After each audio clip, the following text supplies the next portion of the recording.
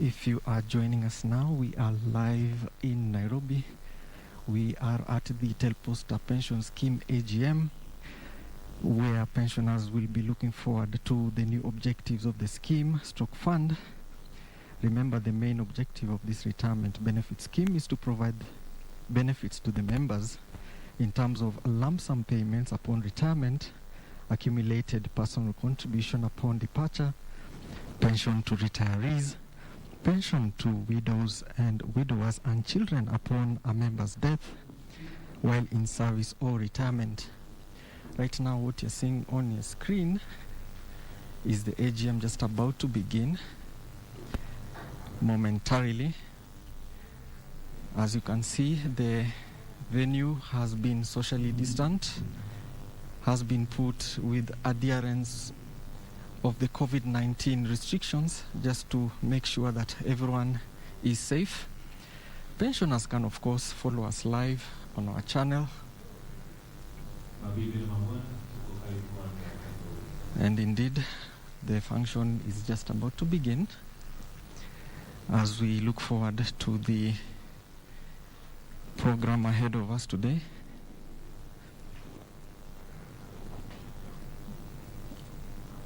Of course, remember, the Board of Trustees of the Posta Pension Scheme and the Provident Fund, chaired by Mrs. Catherine Olaka, remain on this function as well. We have a whole program ahead of us this morning. And just to give a small brief on the history of this fund, prior to the independence of the organization, which was under the East African Common Services, staff were hired by the Crown Colony under the East African Common Services, and at independence became the East African Post and Telecommunications. With the breakup of the East African Community in 1977, the employees were absorbed by the Kenya Post and Telecommunications Corporation. The corporation acquired a Ken Nextel in 1982, and its staff were absorbed into the service. Now the Posta Pension Scheme and Posta Provident Fund, the scheme was constituted via a trust deed dated 1st July 1997 and operates on a defined benefits basis.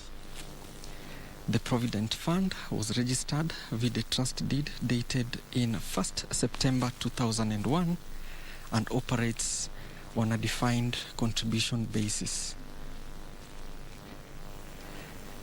Some of the benefits that this fund has for the members, of course, which is also very key, is that the members get a lump sum payment upon retirement.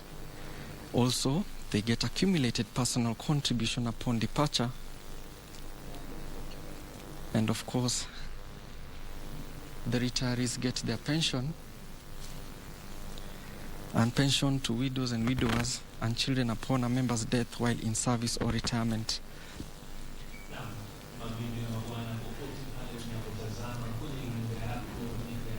Na vile vile KBC tunakujia moja kwa moja kutoka hapa katikati mwa jiji la Nairobi, hususan kwa hafla muhimu tu ambayo itakuwa ni kipindi kuanzia sasa hivi, ikiwa imepita dakika kama 35 hivi ndani ya saa 3 mpaka mwendo wa saa 6:30 mchana. Tutakuwa hapa, tunakumbuka ni mkutano wa mwaka wa wawekezaji na wale ustaafu katika shirika linalofahamika kama Posta Pension Scheme AGM, kama inavyofahamika mkutano mkuu wa mwaka 2021, siku ya leo ikiwa ni tarehe 31 Jumatatu, tukiwa ndio tumezamia mkutano huu. Ninao wageni, ninao washikamana, na vile vile tunao wanachama wengi tu ambao ni wa hazina hii, ama niseme mfuko huu, ama niseme mpangilio vile vile wa wale ambao wameweka akiba ya uzeeni katika Posta Pension Scheme. Tutakuwa tunakueleza mengi tu, na vile vile kuweza kufahamishwa kuhusiana na uwekezaji kwa ujumla, pale tulipofikia kiwango cha mahesabu ya fedha kwa wanachama ama wafanyikazi waliostaafu kutoka Posta miaka hiyo na hata wale ambao bado wakili kustaafu. Je, akiba zao wameziweka vipi? Fedha zao za uzeeni zinaekezwa kivipi katika maeneo tofauti? Yote hao tutakuwa tunafahamishwa na wanachama walioko hapa. Lugha ambazo tutakuwa tunazitumia ni lugha mbili, Kiingereza na vile vile Kiswahili. Kwa hivyo nakutaka ukae chonjo pale ulipo nyumbani, sehemu tofauti, kona tofauti. Maana nafahamu kwamba wafanyikazi wastaafu wa Posta wako pembe tofauti humu nchini na wanaweza kututazama kwa makini tu. Lakini kabla sijasema ama kunena mengi, naomba wakati huu nimuite Bwana Gabriel Chepkwony aweze kutuanzishia kwa maombi, kisha tuweze kupata nafasi nzuri ya kukaa kitako na kusikiza zaidi. Karibuni.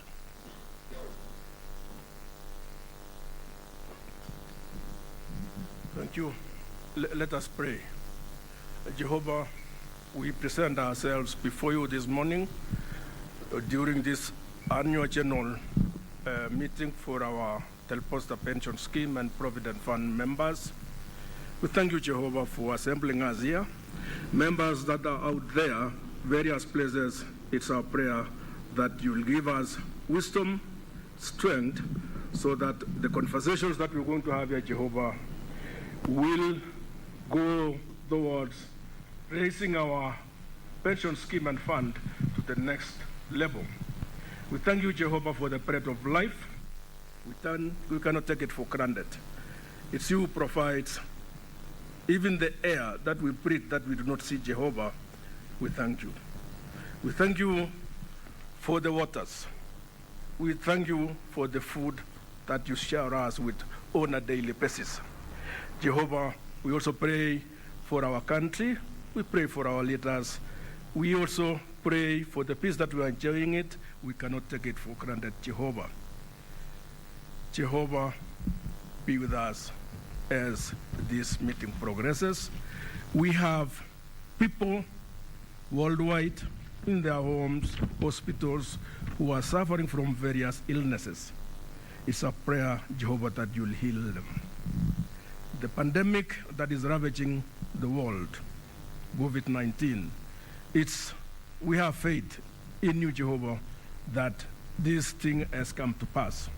We're only waiting for a day when it will be announced that this pandemic is no more. We thank you, Jehovah. I pray, believing and trusting in the name of our Lord Jesus Christ. Amen. Naam, asante sana Bwana Gabriel Chepkwony. Bila shaka mtazamaji, popote pale unapotazama kwenye runinga yako, nataka nikueleze mawili matatu tu kuhusiana na jinsi unaweza kuchangia katika mkutano wetu wa mwaka wa Posta Pension Schemes AGM. Tunao nambari ambayo tunaiweka hapo katika runinga, ukiwa unaweza kutazama aidha Citizen na vile vile KBC, nambari ambayo unaweza kupiga bila malipo yoyote kuweza kuchangia katika maswali na kadhalika. 0800211248. Nitarudia 0800211248, nambari ambayo unaweza kupiga simu wakati wote kuuliza swali, kuchangia, na maswali hayo bila shaka tutakuwa tunawapa washikamana kuweza kujibu na kuchangia pia nyumbani. Vile vile katika mitandao ya kijamii haswa Twitter, tuko na hashtag yetu pale, tumesema Posta AGM 2021, hashtag ama alama ya reli Posta AGM 2021. Kama nilivyosema, usiwe na hofu, tutakuwa tunachanganya ndimi, tunachanganya lugha, tunazungumza lugha ya Kiingereza, lugha vile vile ya Kiswahili kuweza kuchangia mazungumzo yetu kwa mapana na marefu. Lakini kabla sijawapisha washikamana kuweza kuzungumza nasi, najua kuna washiriki ama wanachama kadhalika. Mzee, hebu simama kidogo tu unigeukie kwenye kamera moja hapa tuweze kuzungumza mimi na wewe tu kwa kifupi tu, kama unaweza kunyanyuka hapo ulipo. Mzee, niambie jina lako na umestaafu kwa muda gani sasa? Pengine angalia. Niangalie pale. Nimestaafu kwa miaka 27 sasa, tangu mwaka 94. Ndio nimestaafu. Na naendelea tu kupata ile pension, na nashukuru ile skimu yetu ni nzuri kwa sababu hatujapata shida yoyote kupata malipo yetu. Pengine niulize, ulifanya kazi kwa muda gani na ulistaafu kwa kuwa miaka ilikuwa imefika ama mwenyewe kupenda kustaafu? Bana, mimi ilikuwa ni wakati ule walikuwa wanaita retrenchment 1994. Nilikuwa bado sijafika ile miaka ya kuretire au ya kustaafu. nilikuwa wakati huo nilikuwa nimefikisha miaka 49. Kwa hivyo nilikuwa nimebaki miaka kama 6 hivi ndio nifanye ile retirement normal, lakini walikuwa wanaita retrenchment, which was a bit faked thing, lakini ambayo imekuja na manufaa yake, sio? Sasa hivi unavuna manufaa mengi katika pensions. Sio kuvuna vile, wajua sasa mimi saizi pension yangu ingekuwa iko kiwango cha juu kama ningeretire ile miaka ambayo ningestahili nifanye retirement, kwa sababu ningepata grade ya juu kidogo ndio pension yangu ingekuwa imeongezeka. Tueleze kwa kifupi tu uwekezaji katika masuala ya pension yamekuaje kwako wewe kama mzee wetu kwa siku ya leo? Pension imekusaidia kivipi katika siku hizi za kustaafu? Inanisaidia tu wakati mwingine, manake kwa sababu inanisaidia, ninalipa kama ni maji, taa nalipa, na kununua chakula kidogo kidogo hivi. Kwa hivyo naendelea. Asante sana mzee wetu Duncan Chola, huyo kutoka kote Taita Taveta, kama sikukosea, yuko mkazi hapa Nairobi lakini anatokea sehemu za Taita Taveta. Asante sana. Ladies and gentlemen, without further ado, our AGM has just started and I'd like to invite Mr. Peter Rotich, the administrator, the trust secretary, to proceed from here, of course with the introduction of the other board members and the trustees here present. Welcome.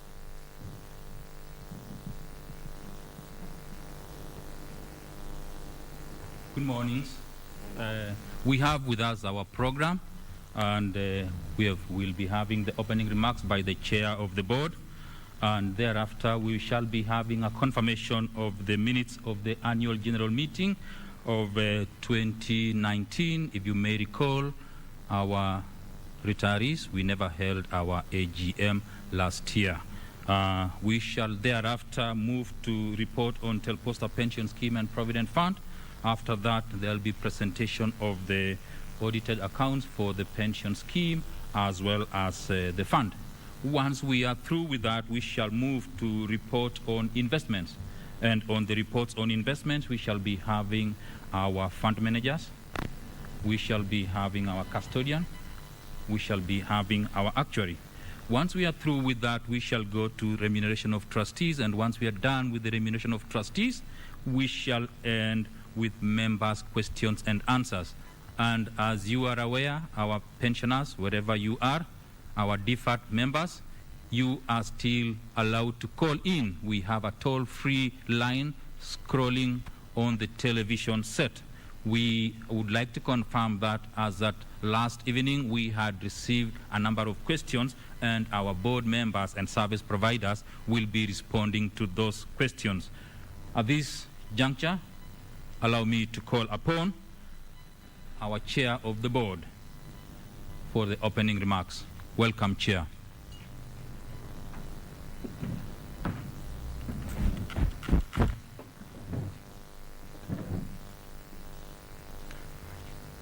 Good morning, ladies and gentlemen. My name is Asienga Ebole. I'm a sponsor-nominated member of the board. I chair the committee of the board responsible for real estate. We call it ad hoc committee, and that's the sponsor director of director real estate. I'm not the substantive chair. I'm here representing the chair of the board. Our chair is Madam Catherine Olaka, who is the Chief Human Resource Officer for Telecom Kenya. She's unfortunately not able to be with us today, but she sent her sincere apologies. I have her remarks, which I'll read. Distinguished members, fellow trustees, service providers, ladies and gentlemen, welcome to the 17th AGM of both the scheme and fund. It's my personal honor and great privilege to address you for the third time in my stewardship of your scheme and fund. As is customary, allow me to introduce the trustees who served you during the year. I'll ask the trustees just to come along. They'll only say their names. It's just good that you see the trustees that have served quickly.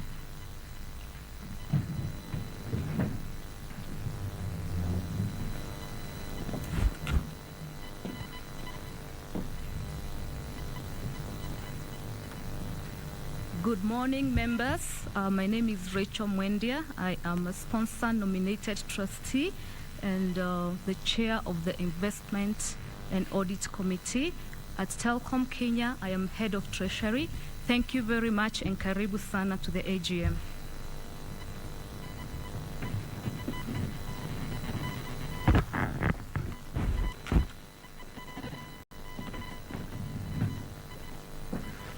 Thank you, Chair. Good morning.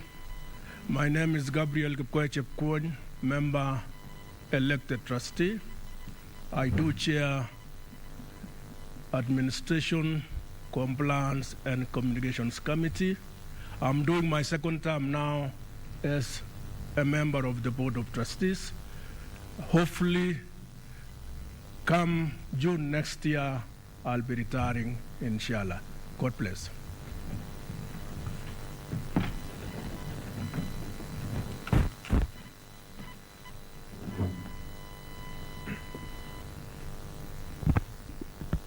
Good morning, members.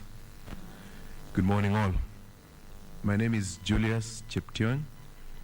I'm sponsor, nominated trustee. At Telcom Kenya, I'm the Chief Strategy and Business Development Officer. Have a good day.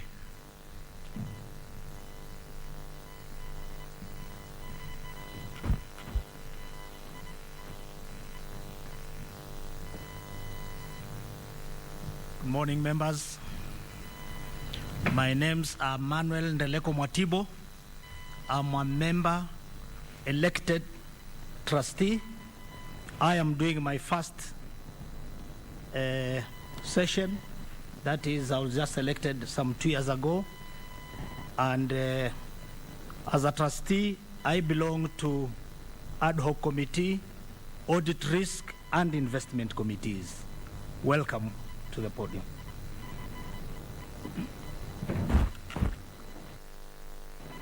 Not with us is our legal advisor, Madam Wangeshi Gishuki, who is Director Legal Affairs at Telecom Kenya. Her apologies too. We also have the regulator represented here. I know they shall be given time to introduce themselves and give remarks.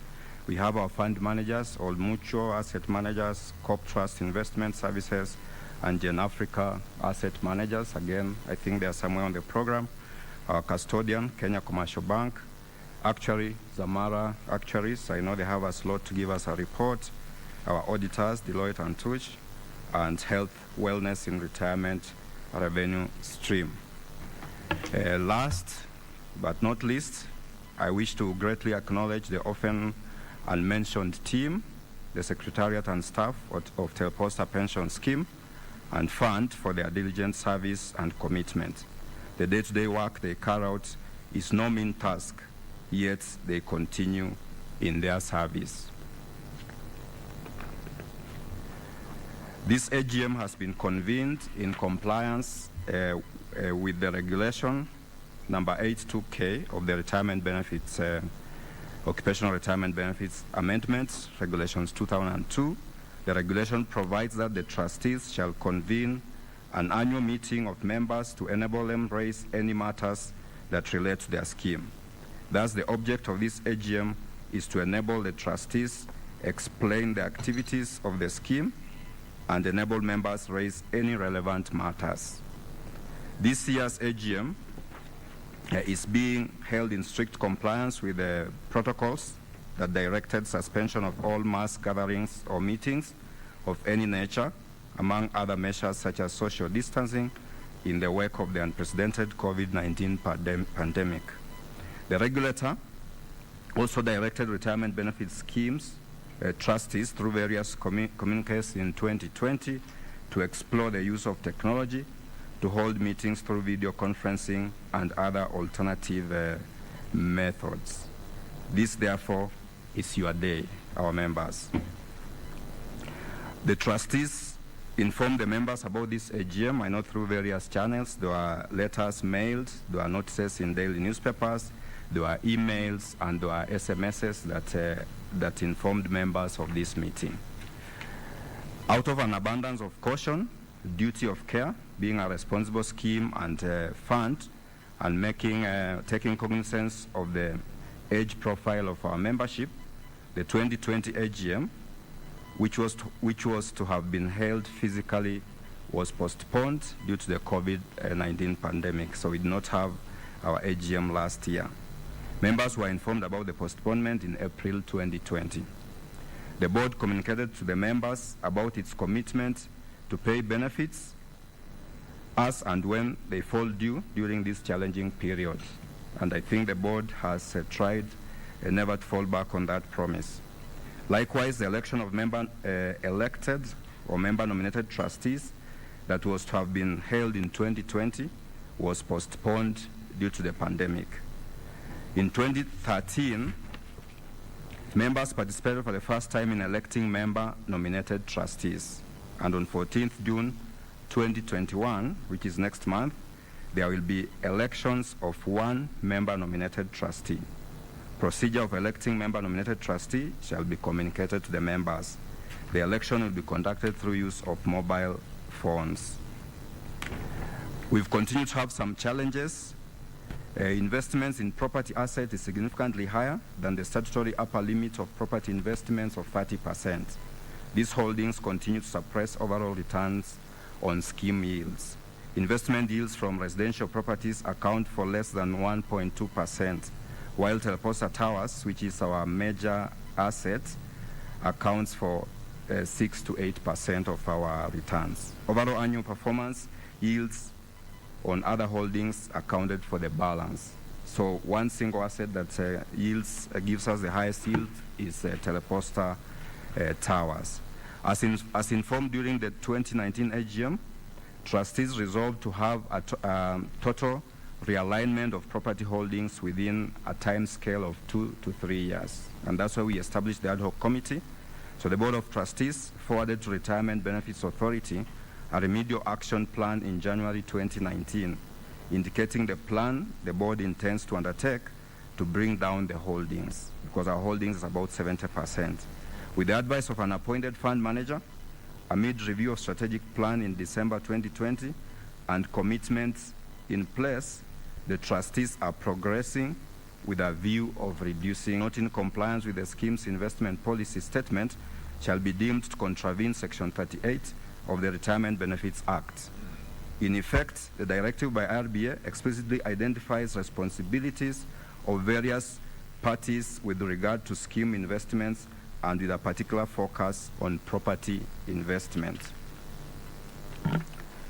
To that effect, Gen-Africa asset managers who are appointed by the board to advise on the property holdings are guiding the trustees through an excellent divestiture mechanism. We want to reiterate that properties will be disposed at maximum returns. And the Gen-Africa here, I think they'll give us a report on that. Another challenge we keep facing is pursuing grabbed properties. We have properties valued at 1.2 billion as of 30th June 2020 that have been grabbed. Trustees continue to engage relevant government of Kenya institutions, namely the judiciary, Ministry of Lands and Land Commission, and even the DCI in pursuit of recovering these properties. However, as trustees try to dispose the properties, the same very members litigate against the trustees. And this holds back faster disposal of some of the properties that would like to dispose. Members continue to litigate on other issues other than properties, and the cost to the scheme are as contained in the financial statements. I know if you are conversant with the press, you must be reading or seeing various litigations that we face with our members, and this is something that still slows down our progress. To conclude, I would like to thank my fellow trustees for their oversight role and policy guidance in running the scheme and fund. On behalf of the Board of Trustees, I would like to congratulate and thank the Secretariat for their continued diligent service and commitment to their day-to-day work. They carry out a no mean task. We thank the Secretariat for that. I wish also to recognize with gratitude the vital support we have continued to receive from our sponsor, members, and service providers. The pension industry has hit over 1.3 trillion mark, and on that I wish to thank the regulator, and service providers for facilitating the growth of the pension industry as a key driver of the economy.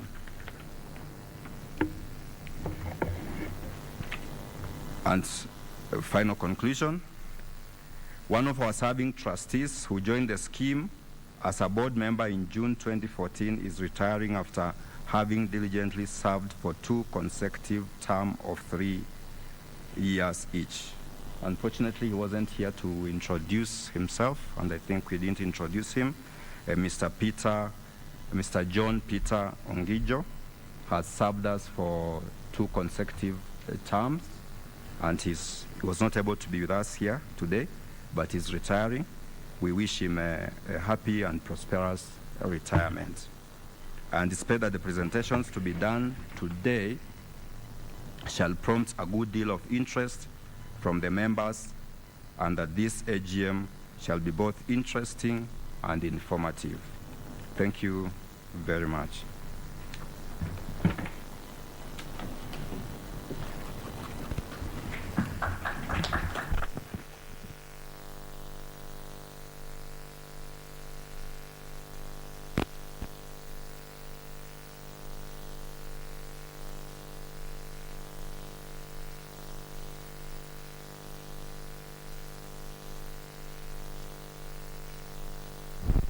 Thank you, Chair of the Board, for the opening remarks. We move to the next session. That is the confirmation of the minutes of the annual general meeting that was held on the 20th of May 2019. And as read, we had 1,478 attendees. It was a physical meeting. Last year, we never held any annual general meeting. And as read, up to page 6, do they represent a true and fair reflection of what was deliberated on? Proposer?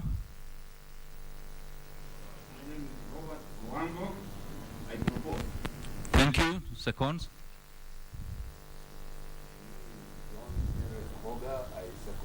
Thank you.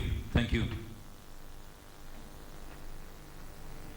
The next item is the report on Posta Pension Scheme and Provident Fund. I'll be making that report. Mine is normally a very, very short session. I'll talk about the membership. Our membership as at 31st of May. I'm just giving you the current update with respect to our membership. We are 9,232. How many represents the Provident Fund? 1,660. And the pensionable employees are 7,572. What is the age profile of our membership? In 2019, our oldest member was born in 1918. Our oldest member currently in receipt of a monthly pension was born on the 2nd of January 1921. We since lost the gentleman who was born in 1918. The youngest who just joined the payroll from the deferred members was born on the 1st of September 1971. And we have deferred members who have locked-in benefits. They have not reached the scheme's normal retirement age to come and claim their benefits. The youngest was born on the 17th September 1982. So that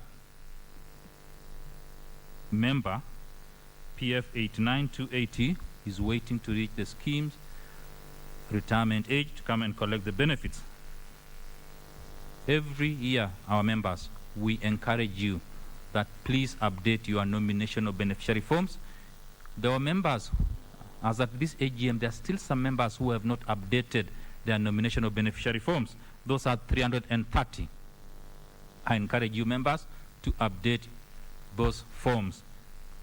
A critical part, which we encourage our members, we have a partnership and an MOU with National Hospital Insurance Fund. We entered into an MOU in 2012. We encouraged the members to enroll as part of the 4 pillars of our government. It is always stressed that health is very crucial in old age. You did come to us, we entered into an MOU, and as at now, members who have enrolled, this is specifically for those in receipt of a monthly pension, we only have 1,217. We encourage our members to kindly enroll in National Health Insurance Fund. It is very critical, and we have an expert here who will be talking to us about health wellness in retirement. I normally also indicate to us the members who have since left us, being a pension in payment. In 2018, we lost 72 members. In 2019, we lost 75. In 2020, we lost 79. And as at this AGM from July last year to May 2021, July 2020, please, to May 2021, we had lost 65. We normally advertise looking for members who have not claimed their benefits. We did the first advertisement in 2018. There are 65 members who are yet to contact the scheme. In 2021 again, January, we did another advertisement. We have 210 members who have not contacted the scheme. That is the end of my presentation. I now call upon Patricia Kiwanuka. Welcome to give us the health in retirement.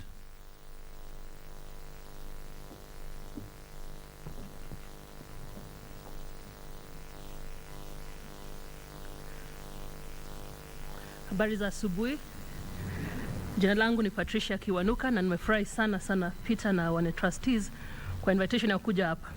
Naona mnaniangalia mnashindwa, kweli huyu ni mtu wa retirement. Nataka kuambia kweli mimi ni retiree. Inategemea unaita retiree nani. Ikiwa retiree ni pande ile ambao utaacha kazi, basi nitakuelezea kwa nini mimi ndio retiree. So naomba tuendelee na slides.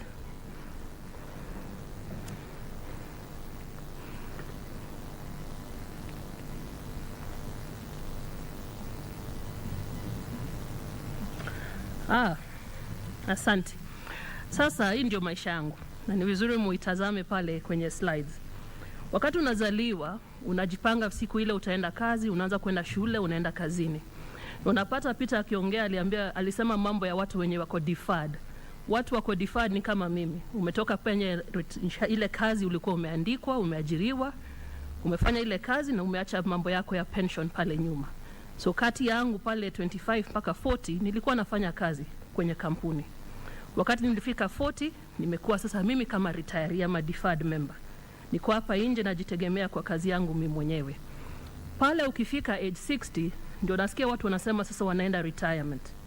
Na hiyo retirement huwa nauliza retirement ni nini? Pale utamuona mama wangu mzazi. Mama wangu sasa amefika miaka 71. 71 anangoja kuwa 72. Pale ukimwangalia ni 2 years ago.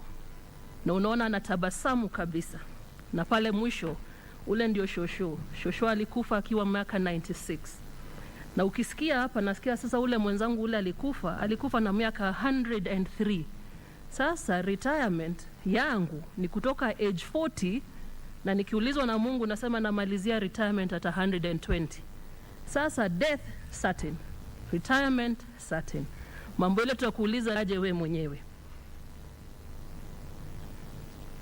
So nakwambia upause pale uangalie pale. Utapata mmoja wenyu anafikira ile ni sungura, mwingine anasema ile ni bata. Inategemea utafanya macho yako pande gani. Ukiangalia ufanye yale, mtu anaanza kuwa mzee kutoka chini. So nataka upige hiyo hesabu na mimi kutoka chini. Wakati ulikuwa mdogo, ulikuwa unaweza kukimbia, miguu yako, misuli zako zilikuwa na nguvu, magoti yalikuwa na nguvu. Sasa ukifika age zingine sitachaja hapa, ukianza kuamka asubuhi ukitoka kwenye kitanda kunaendaje? Unaanza kusikia magoti yanakuzungumzia. Ukianza kusikia hivyo uanze kujua sasa umri umeanza kuingia.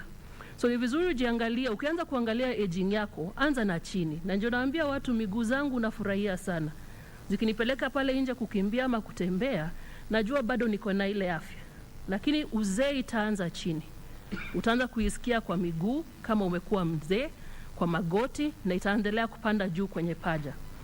Tukifika kwenye kiuno, na utajiangalia pale, mimi kama mwanamke ni vizuri sana ujue ukianza kuzeeka, ile menopause inaanza kuingia. Unaweza pata mama anaanza kuwa mkali kwa nyumba. Unashindwa sasa huyu shida yake gani? Anaanza akizungumsha unashindwa, mbona amekuwa mwanaume? Hata ile biashara anaambia uanze baba, na anaanza kukuambia mambo ya kujenga, unashindwa. Mama imekuaje, alikuwa ametulia, sasa yeye ndio anakuwa mkali kwenye nyumba. Na kwenda kwa wazee pia utapata ile testosterone yako inaanza kupungua. Na hapo ndio wazee wanaingia shida. Kwa sababu unaanza kupata ile nguvu yake ya ujana imeanza kupungua, anaanza kujitafutia vitu zake za kufanya. Anaanza kusema sasa acha niende tafute dogo dogo. Hapo haujisaidii kwa sababu bado ile testosterone imepungua kiasi. Kwa hivyo ni vizuri ujiangalie, ujiulize, na kama wewe ni mwanaume, enda zile testing ya prostate. Jichunge kama unaenda choo mara mingi, enda kwa daktari ya kuangalie, kwa sababu hizi vitu zinaweza tibiwa. Na wote wa mwanaume na mwanamke ni vizuri ujue ile ikuwa umenenepa kama mimi, ukianza kuwa mzee pia ile ukikula sana pia utaongeza zaidi. So ni vizuri pia ujichunge afya yako, ujue unajinenepa aje. Sasa tuende juu kidogo, ukifika kwenye mabega, azimesema ile misuli, zile vitu ulikuwa unaweza kubeba zinapungua, lakini pia ni vizuri uangalie mikono. Na uona furahia sana nikiangalia nikienda nyumbani najipima mikono yangu na mamangu. Kwa sababu mkono ndio inakuonesha ile ngozi yako yote kwenye mwili itaanza kuwa nyepesi. So unajichunga sana vile unachunga mwili yako. Hiyo sio time wanawake ya kuanza kujipodoa na kuweka vitu kwenye uso. Hiyo time ni vizuri uache ile natural beauty yako take their breath. Finally, tukienda kwenye nyuso, hapo ndio nilikuwa nafikiria uzee inafanyika, lakini kusema kweli, nimedemonstrate uzee inaanza chini. Ukifika kwenye nyuso sasa utaanza kuona macho inaleta shida, kusikia inaleta shida, pengine pia hata meno yanaanza kuleta shida. Na wakati tukifika sasa kwenye ile crown, Biblia inasema kwa Proverbs, ile nywele nyeupe ndio crown yako. Inakuonesha kama kweli umeishi maisha righteous. Kwa hivyo ukifika pale, jamani, anza kucelebrate retirement. Ndani ya ungo lako kuna vitu ndani yako. Ni vizuri uende upimwe. Hizi vitu hazina spare part. Ukipoteza liver, uisha wewe. Ni vizuri uangalie kidney, liver, heart yako, blood pressure. Enda kwa daktari wa kuangalia hizi vitu. Vitu kama thyroid, tunakaa bila kuangalia hizi vitu. Wajua thyroid yako ikienda offside, hata ile kurebalance kama uko na joto ama hauna, inaanza kuleta shida zake. Nikimalizia, ni vizuri kwa afya yako, kimalizia mambo ya afya, kula chakula kizuri. Na utaona pale sijaweka pale chips na vitu zingine za pesa mingi. Enda barudi nyumbani kwa zile vitu tulikuwa tunakula nyumbani. Sweet potatoes, arrowroots, cassava, ile uji, ile millet, hiyo ndio inakupatia afya. Sio mambo ya kukula waru hapa Nairobi. Tafuta mchicha, tafuta pumpkin, tafuta hizo leaves zile tunakula nyumbani. Na mnasikia naongelesha watu ambao wako nyumbani. Mimi nyumbani kwetu ni Embu. Na pale Embu hizi vitu zina grow tu hapo nje. So siongei mambo ambayo utatafuta pesa mingi ya kwenda kununua. Usingoje kwenda kwa daktari uambiwe uanze kuchukua supplement. Lakini ukiendelea na uzee, ukianza kufika ile 70, utapata lazima uanze kununua supplements wewe mwenyewe. Tafuta kitanda kizuri, ulale vizuri. Ukikosa kuwa na usingizi, jamani, maisha yako yatakuwa mafupi. Nataka kuchange kidogo niende kwenye ubongo. Na hapo najua utaisoma kabisa. Lakini ubongo nilicheka sana kuambiwa, ubongo ina grow kutoka nyuma kwenda mbele. So ni rahisi sana mtu asahau. Ukiwa mtoto mchanga, unapata tunakuchunga sana mpaka hapa pa form. Hapa mbele ndio panakusaidia mambo ya kufikiri na memory. Wakati unakuwa mzee inaenda reverse. So ni vizuri sana tena uchunge. Ubongo ni kama msuli ingine ama masuli ingine. Ukikataa kuifanyisha kazi, wewe mwenyewe ndio utapata, wewe mwenyewe ndio unasahau, mwenyewe ndio ukumbuki chochote, mambo ya kulearn vitu mpya. Nilikuwa na muangalia mama akifundishwa kutumia ile simu mpya, hizi smartphone, na amefika mahali amesema sasa kutoka hii hataki kuletewa zingine more and more complicated. Lakini utapata bado anangangana kujua WhatsApp, na sasa naona anafanya Zoom. Hizo vitu ni lazima uanze uchemshe bongo lako. Ukikataa kuexercise bongo lako, si unaona lile picha, bongo linaenda likikuwa lidogo, ile processing speed inaenda ikipungua. Sasa mimi mwenyewe huwa nasahau, lakini mimi mwenyewe nikisahau huwa sijichapi. Lakini unapata mzee akisahau anafikiria ni kusahau kwa sababu ya uzee. Na that is not true. Saa zingine unasahau tu kwa sababu umesahau. Tafuta lile notebook lako, liandike lile what is important, andika kwa notebook. Jipatie muda wako, plan time yako vizuri. Time ni yako, si ya wengine wakupangie wewe. Ukikuwa mzee na ujipangi kwa muda wako, utapata wengine watakupangia. Ukikaa pale kwa nyumba, kazi yako ni kutoa ile kiti, unaipeleka pale nje, unatafuta jua, ikitembea na wewe unatembea na kiti lako, wewe ndio utakuwa mzee pale kwenye nyumba. So kwa mambo ya fikira, naomba sana uache kuwa idle. Jitafute kila siku uwe una mpangilio ya kutoka kwa nyumba. Jitafutie relevance. Watu pale nje watakupatia ile value ambayo unajipatia we mwenyewe. Mambo ya kuishi na uko nyuma ni vibaya. Sasa inkuwa mamangu atakaa akiishi akiniambia wakati nilikuwa mwalimu itakuwaje? Ni vizuri sasa aseme saa hii nafanya nini? Wakati nimekuwa pastor, wakati nimetoka nje, wakati nimekuwa grandmother, ni activities gani ambazo nazifanya mimi mwenyewe? Na pia depression inakuja. Ukianza kuona mzee hataki kutoka kwa nyumba, hataki kuopen curtains, hataki kuzungumzia wenyewe, tafadhali chunga sana, huyo ni mtu wa depression. Nikaenda kwenye mambo ya finance, nataka sana uangalie lile picha. Hii mambo ya kuwa na project kubwa wakati uko retirement, unaanzisha ile kubwa, ile nyumba huko wewe umeisha, sasa ndio unaanza kuijenga. Alafu tunaanza kuona projects ziko nusu kwenye vitata. Hii lazima tuachilie. Na naenda kwenda kumalizia kwa mambo ya finance. Ni vizuri niko hapa na watu wa Posta, ile pension yako iko guaranteed. Wale ambao wako kwa Provident Fund lazima ujichunge sana. Ile pesa unless wewe mwenyewe upatie mtu mwingine, hakuna mtu ambaye atakuiba pesa yako. Wewe mwenyewe ndio utampa. Na hii mambo ya nasikia siku hizi kuna wash, nimesikia mambo ya forex currency, nasikia mambo ya double your money. Ikuwa hauna mtu ambaye anajua mambo ya hiyo pesa na kijana wako ametoka nyumbani akakuletea mambo ya Nairobi, jaribu tena umwambie atulie, ufanye research yako wewe mwenyewe. Kwa sababu wale conman wanajua wazee na wanaongea haraka, ile tu unasikia ni pesa will double. Alafu unaona pesa yangu ile kidogo itafanya nini? Itakuwa double. Ukienda pale utapata shida. Angalia ile pesa yako kidogo ile ya business, iko uko na kiosk, iko uko na farm inafanya kazi, iangalie vizuri. Iko uko na lile flat ambayo la kupatia rent, pia chunga hiyo pesa yako. Si mambo ya pesa, na ni vizuri watu wakumbuke iko ikiwa retirement. Sio about kuwa na pesa mingi. Ni about kumanage zile expenses zako. Hii ndio wakati kuanza kupunguza expenses zako, sio mambo ya kuincrease. Na ukumbuke Peter ameongea mambo ya health. Ile medical expense kweli itaenda juu. So ni vizuri ile kadi wamekutafutia NHIF, na nasema sana kwa chair, hiyo NHIF benefit ambayo mnapata sasa kama members discounted. Wengine wanalipa 500, mnalipa 150, na tunasikia si wote wamechukua. Ukiwa pale nyumbani, hiyo NHIF itakusaidia. Na pia kuwa na pesa kidogo ya emergency. Sio mambo ya pesa mingi nimesema, ni mambo ya kupunguza yale expenses. Number 2, kindly acheni na madeni. Nilikuwa pale Embu hii weekend nauliza watu wazee wanachukua fuliza ama wanachukua hizi pesa za cashback. Nikaambiwa hapana, lakini vijana wao wanakuja nyumbani, wana convince mama ama baba amchukulie ile pesa. Anasema nitakulipa within 2 weeks, within 3 weeks. Ikuwa mtoto wako ana shida ya pesa, mwambie akuje nyumbani akule hapo kwako. Hiyo mambo ya kumtumia pesa aishi Nairobi, naendelea kukuuliza pesa na wewe ndio unalipa fuliza, yeye halipi, unajipata wewe mwenyewe unapata stress. Nimeongea mambo ya conman.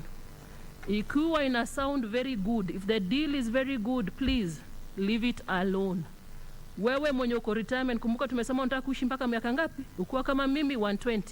So pesa ile kidogo yangu lazima niichunge inifikishe pale 120. Mambo ya double my money, wash, mimi sitaki. Nataka kuzungumzia a very special group. Babangu alifariki kitambo, mama ni mjane, na nataka kuongea na ile group.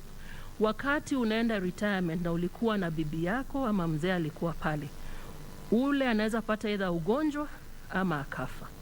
Ni vizuri pia ufikirie hiyo muda itakuwa vipi. Kwa wanaume, bibi akikufa anapata shida sana, kwa sababu jamii yote inaanza kumtafutia bibi. Kila wiki wanaanza kukuuliza nani anapika huku, nani anakuchunga, nani anaosha nguo. Hata kama mzee anakaa vizuri bado anamuuliza. So ni vizuri ujipange, ile vacuum itakuwa pale ile alikuwa anakuchunga. So kwa wazee inakuwa ngumu sana mama akifariki. Ni vizuri ukiwa unaleta bibi nyumbani ufikirie sana ile dynamic, ile nomination form Peter anaongelea. Ni vizuri ufikirie itakuaje. Nikifariki, remember nimesema kufariki ni certain. Nikienda itakuaje? Hautakuwa pale mbinguni kama Lazaro unatupigia simu papa chini. Hiyo haitafanyika. Mwanamke pande ile nyingine, ule anajipatia shughuli mingi. Ukiwa mwanamke ama mama na apoteze mzee, anaenda full swing sasa kuchunga watoto wake na wajukuu. Unaweza pata hata ameadmisha wajukuu nyumbani. Ni vizuri sana ukumbuke, hata kama mzee alikuwa anachunga ile fela yako, ni vizuri ukumbuke pale huko. So ni vizuri ujiangalie sana kwa mambo ya time toka kwa nyumba. Watoto wakubwa kwenye nyumba, jichunge sana. Watoto wakubwa watakuja kwako either kwa hela ama kwa time yako. Watakuletea watoto wa kuchunga wewe. Tafuta sana balance yako. Hizi siri mnakuwa nazo wanaume, tunaomba tafadhali zipunguze. Ikiwa kuna watoto ambao hujataja nyumbani, wataje wakati bado uko hai. Usingoje kuenda. Ikiwa ulikuwa umejoin chama ambayo tulikuwa tunafikiria ni Council of Elders, kumbe ni kanisa, alafu wakati umeenda wanaanza kusema vile wanakuzika, sema mapema. Mambo ya isiri mnaona pale, unclaimed financial assets wako na 17 billion hawajatumia. Kwa mambo ya caregiver, ikiwa uko pale either mama ama mzee ndio ako na shida ya kimwili, ni vizuri sana tukumbuke ule caregiver anaweza kuwa na burnout. Ule caregiver tunasahau hata tukienda kumtembelea. So ikiwa unanisikiza na uko na mama ama mzee ako nyumbani, ongelea ule pile mwingine, ule ambaye anamchunga. Tunataka kumalizia hapo kwa kukuambia mambo ya retirement lazima ujiangalie 100%. Bio, angalia afya yako ya kimwili, fanya ile hiyo medical check-up.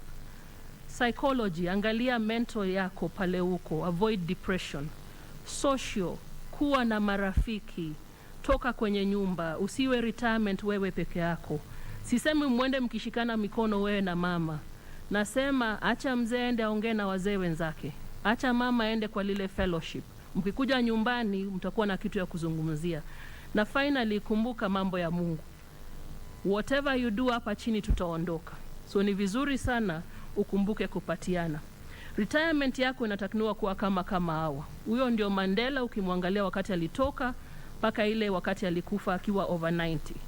Bibi yake alipata bibi wa pili, hakupata ndogo. Angalie walipata walioleka wakiwa wazee. Mwangalie mama yuko sawa, bado anaendelea kupata ile maisha ya service. Unamwona pale na mtoto mdogo. Unaona Mandela, nilikwambia nini? Uzee unaanza chini. Ile nywele ya white amekuwa nayo all along. So nikimalizia sana, nataka kusema asante sana kwa watu wa Posta na watakia AGM mzima. Asante.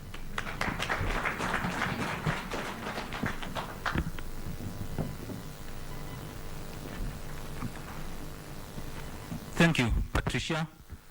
That was a wonderful presentation to our pensioners wherever you are. Tuliamua kwamba lazima tutafute mtaalamu aje aongee nanyi.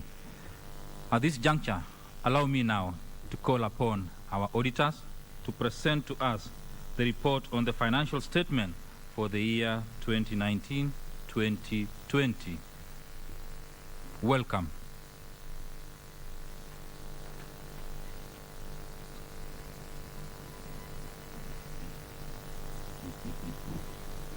Thank you. Thank you. My colleague Sam Gadumbi will be making a small presentation so that he can invite our auditors, Deloitte and Touche. Welcome, Sam Gadumbi.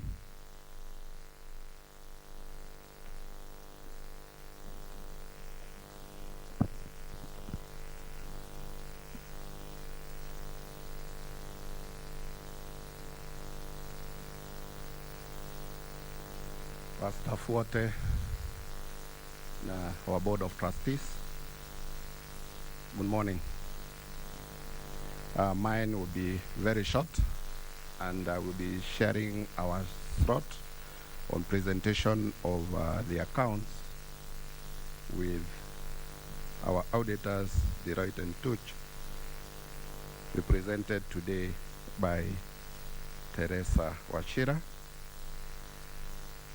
I believe our members have received the summarized accounts for the year 2019-2020, which we sent to them on 30th of March 2021, and also for the previous year they had been sent in 2020. Mine is only to touch on few items, and then Teresa will come and present the numbers she audited. I'll touch something on governance of the scheme.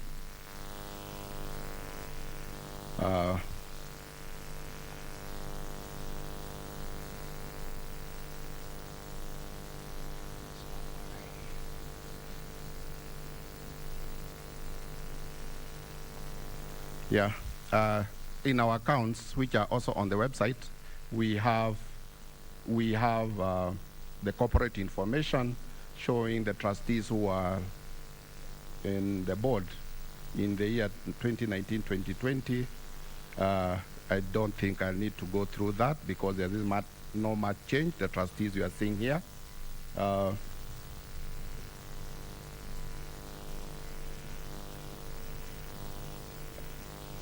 The service providers, we have the fund managers who are in service in the year, CopTrust, GenAfric, and Own Mucho.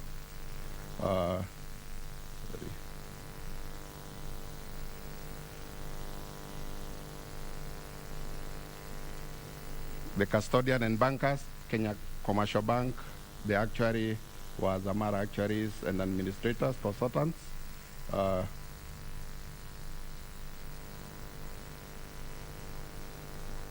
think the property managers for the scheme for the year, there were 4 funds: Tyson's Limited, Regid, and Advent and Kent State. Tyson's Limited managing our Posta towers, and the others doing managing the other properties. Auditors, Deloitte, as we have mentioned. Legal advisor is Wangeshi Gichuki from Telcom Kenya, and our registered office, obviously, is Posta Towers. As disclosed in our accounts, which you have in our full accounts, the member movements were like that. We ended up with 7,403. The active pensioners in the payroll were 7,000.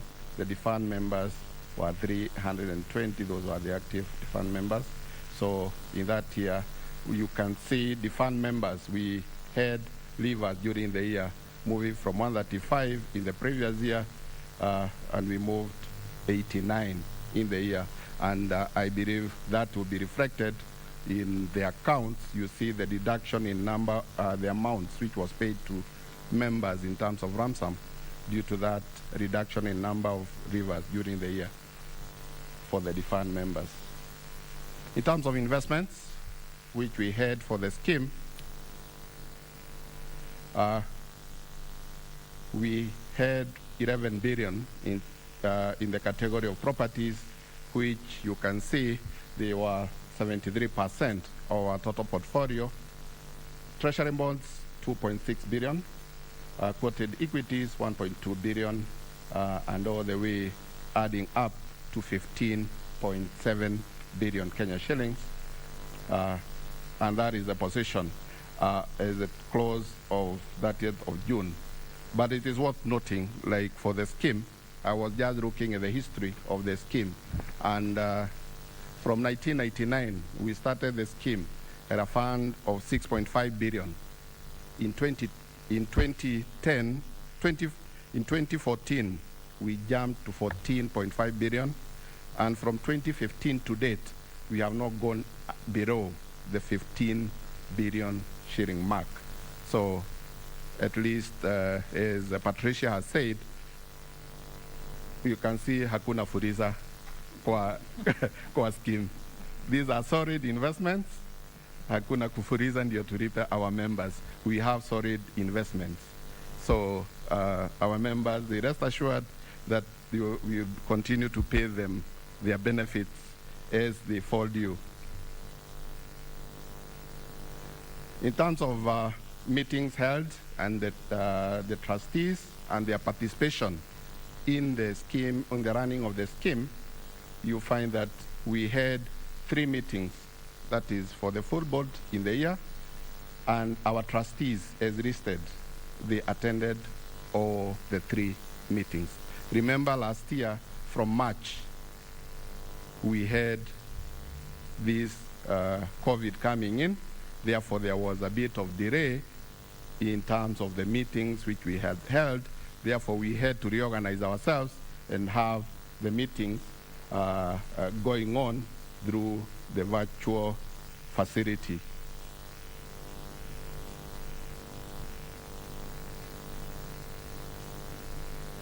The meetings which were held 26 September 2019, 19 December 2019, and 22nd of June 2020. Those were the main board meetings. The board committees for the scheme, we have 3 committees which are in place. We have Property Disposal Committee, Audit Risk, and Administration, Compliance, and Communication. The number of meetings held, 3 for the ad hoc, 8 for Audit Risk, and 4 for Administration Committee.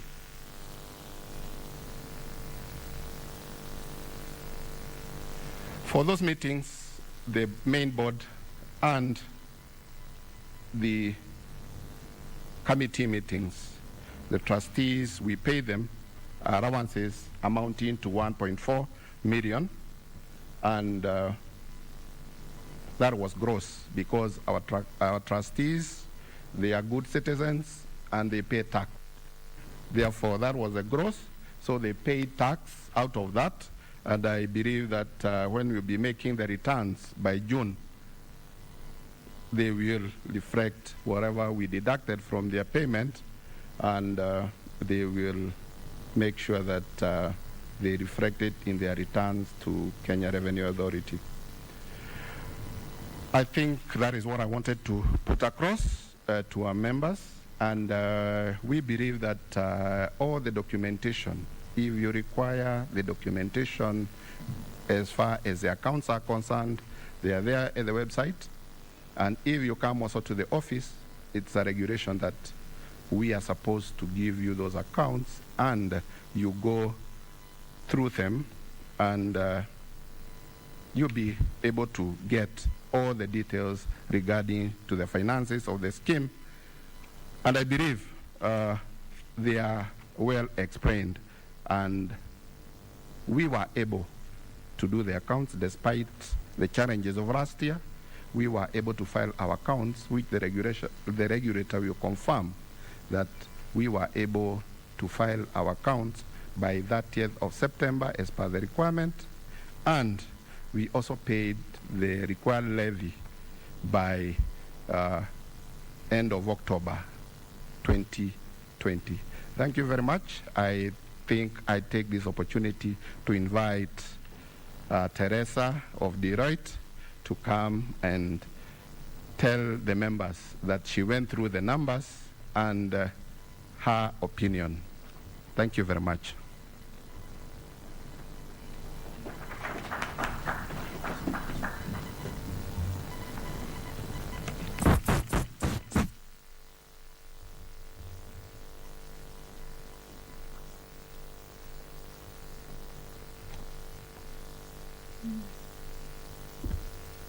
Good morning.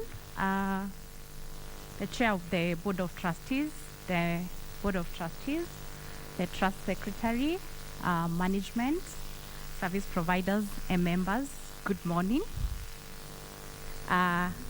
It's our pleasure to present our report for the financial statements for both the Posta pension scheme and the Posta Provident Fund for the year ended 30th June 2020. If you allow me, if I could have the presentation on the screen. Okay. Thank you. Okay, we will start with the financial highlights for Posta pension scheme, and we are going to start with the statement of changes in net assets available for benefits. If you have your financial statements that were audited, these were presented on page 12, and the numbers I'm reading are presented in thousands, meaning whatever I'm reading on the screen is in thousands. Okay. If I start with the interest income on local investments, the scheme has invested in various fixed income investments, which include the treasury bills, the treasury bonds, the corporate bonds, and treasury bills. And for the year, they are called fixed for a reason, even though we know 3 months in the year we had COVID-19, but because they are fixed income, then there was no impact on the recorded income. And you can see there was a slight increase of about 4%, closing at about 331 million compared to the year 2019 of 317 million. And the major contribution of that is mainly interest income being earned from the treasury bonds. It's normally about 90%, and was closing at about 295 million compared to 2019, where the income earned from the treasury bonds was about 271 million. If I move on to the next line, we have dividend income. I'm still on that slide. Thank you. Dividend income, this is normally earned from the investments in the equity, the listed equities. And so for the year ended 30th June 2020, there was the scheme received 124 million compared to 2019, about 65 million. And this increase is mainly attributed to because the year of income 2019 for most of your investments, which are mainly in the banking investments, their year ended 31st December 2019. Most of them reported good profits, and that had not been affected by COVID, and hence they declared dividends. And that's why you will see there was a jump in the year ended 2020.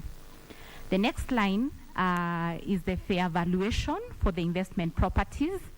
As you have noted, the scheme owns about 11 billion investments property, and as a requirement of the standard, you're supposed to fair value each of these investment property at each financial year end.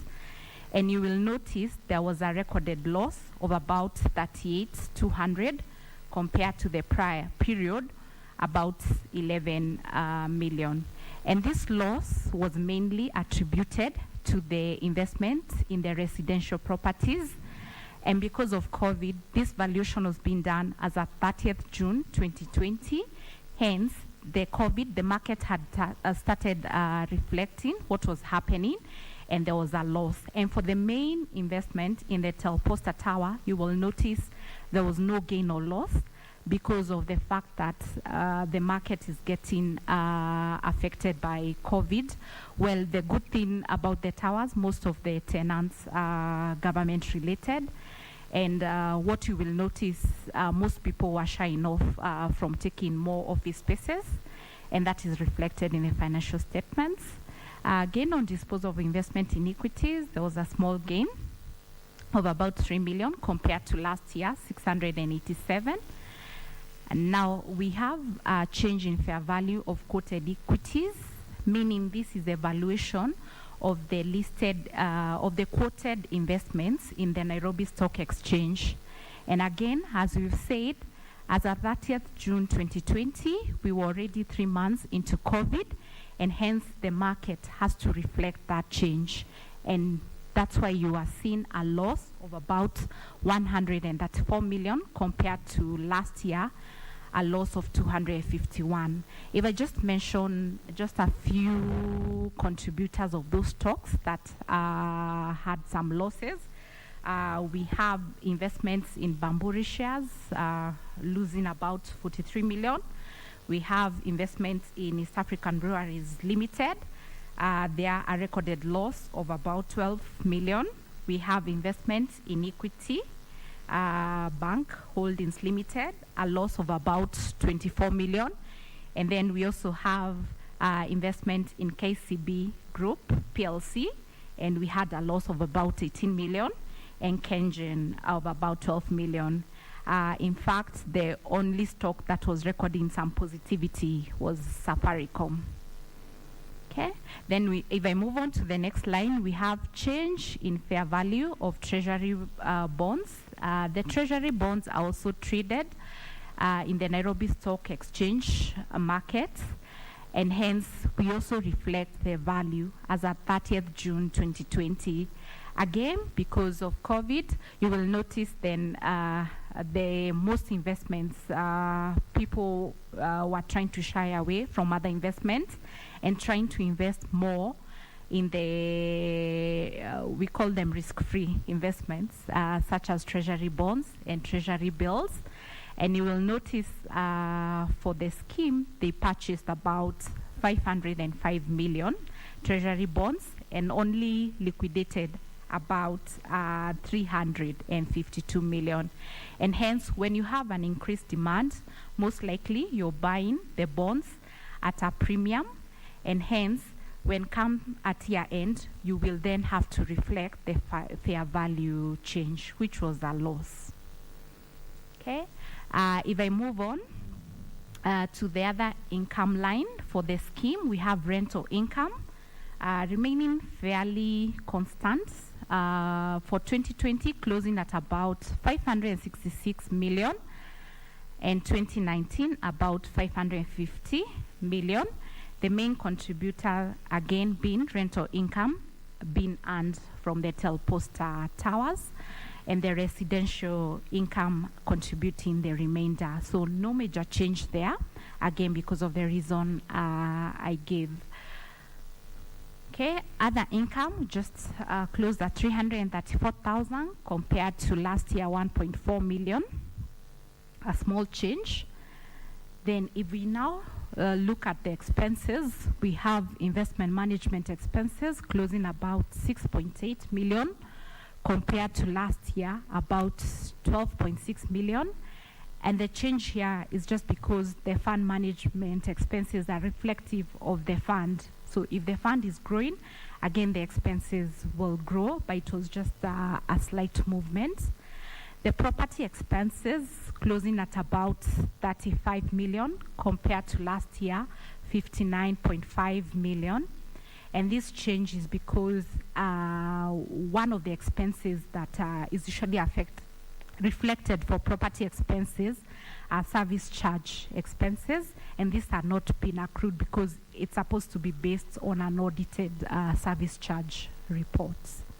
So the total return on investment was about 773.9 million compared to last year 730 million. So despite us having COVID 3 years, because of the fixed income and the rental income, then the fund still managed to close at a higher return compared to the year of income 2019. So if I move on to the pension benefits, these are the payouts that were made during the year. The pension benefits paid for the year ended 30th June 2020 were about 846 million compared to 2019 about 912. And purely this is also a reflection of the members' movement. So the information that was represented by Sam, you are able to see the membership of the scheme dropped by about 239, so closing at about 7,403 members compared to the previous year, about 7,682 members. Okay. If we move to the administrative expenses, so the expenses closed at about 144.8 million compared to last year, 98 million. And again, the administrative expenses, to some extent, will reflect the size of the fund and even to take care of any running expenses during the year. Thank you. If we can move on to the next slide so that I can present. Before the opinion.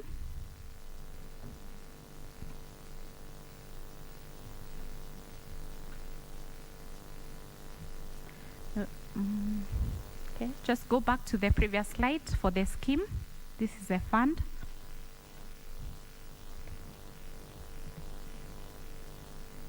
Yes, there. Thank you. Okay, so this is a statement of net assets available for benefits as at 30th June 2020. So this is where all the assets, we represent the assets and the liabilities of the scheme on this statement. And so I'll just start with the non-current assets. The equipment closing at about 74.7 million compared to last year, 41.3 million. And the increase there was attributed to, during the year, the scheme acquired CCTV cameras that were fitted at the Posta towers, and that's what reflects the movement there. Intangible assets, this is mainly software, and the movement there is depreciation. So closing at about 115,000 compared to 2019, which was about 344,000. If we move on to see the investments of the scheme, the investment property, we can see a small change because of what I talked about, the 38,200 loss. And then for the quoted investments, again, as I've said, we had a big hit coming from the loss of most of the stocks. And then we also have treasury bonds. Again, as I had reflected, we had more acquisition during the year. And treasury bills, again, the scheme acquired about 77 million. So you can see the investments closed at about 15.7 compared to last year, 15.9. So the current assets, current liabilities are closed at a net current liability position of about 332 million compared to last year, 344 million. So just a small drop, and I guess what increased the current assets are the dividends accrual, as I had spoken. So in a nutshell, the net assets available for benefits for Posta pension scheme closed at 15 billion 471 million 644,000. Compared to 2019, the number was about 15 billion 688 866. Okay, thank you. Next slide so that I can read the opinion. Allow me to read the opinion of the numbers we audited. In our opinion, we have audited the accompanying financial statements of Posta Pension Scheme 2020, in brackets, the scheme, set out on pages 12 to 35, which comprise a statement of net assets available for benefits at 30th June 2020, and the statement of changes in net assets available for benefits, and statement of cash flows for the year then ended, and a summary of significant accounting policies and other explanatory notes. In our opinion, the accompanying financial statements give a true and fair view of the financial transactions of the scheme during the year ended 30th June 2020, and of the disposition at that date of its assets and liabilities other than liabilities to pay retirement and other benefits falling due after the end of the year in accordance with the International Financial Reporting Standards and the requirements of the Retirement Benefits Act. Thank you. The rest of the opinion can be found on the audited financial statements. So maybe I can quickly just look at the financial statements for the Posta Provident Fund. We move on to the next slide.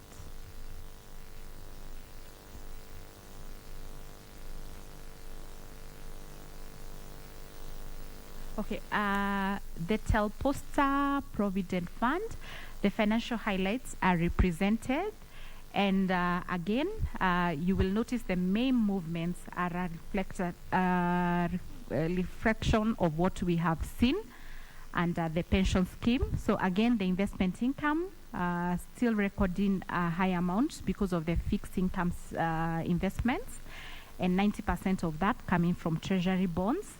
Dividend income, again, as said, most of the stocks which you've invested in, the companies performed well and they paid dividends. There was a small gain in the disposal of equity investments, closing at 708 compared to prior period 2.8. The changes in fair value of quoted equities was 22 million compared to last year, 36.169. Again, here are reflective of the markets and what was happening because of COVID. Change in fair value of treasury bonds, a loss of 6.5 compared to last year, gain of 32.16. Again, being reflective of the market where the demand was high and hence the prices were being sold at a premium. So come at year end, then we had to reflect the price, the dirty price and the clean price at the NSE.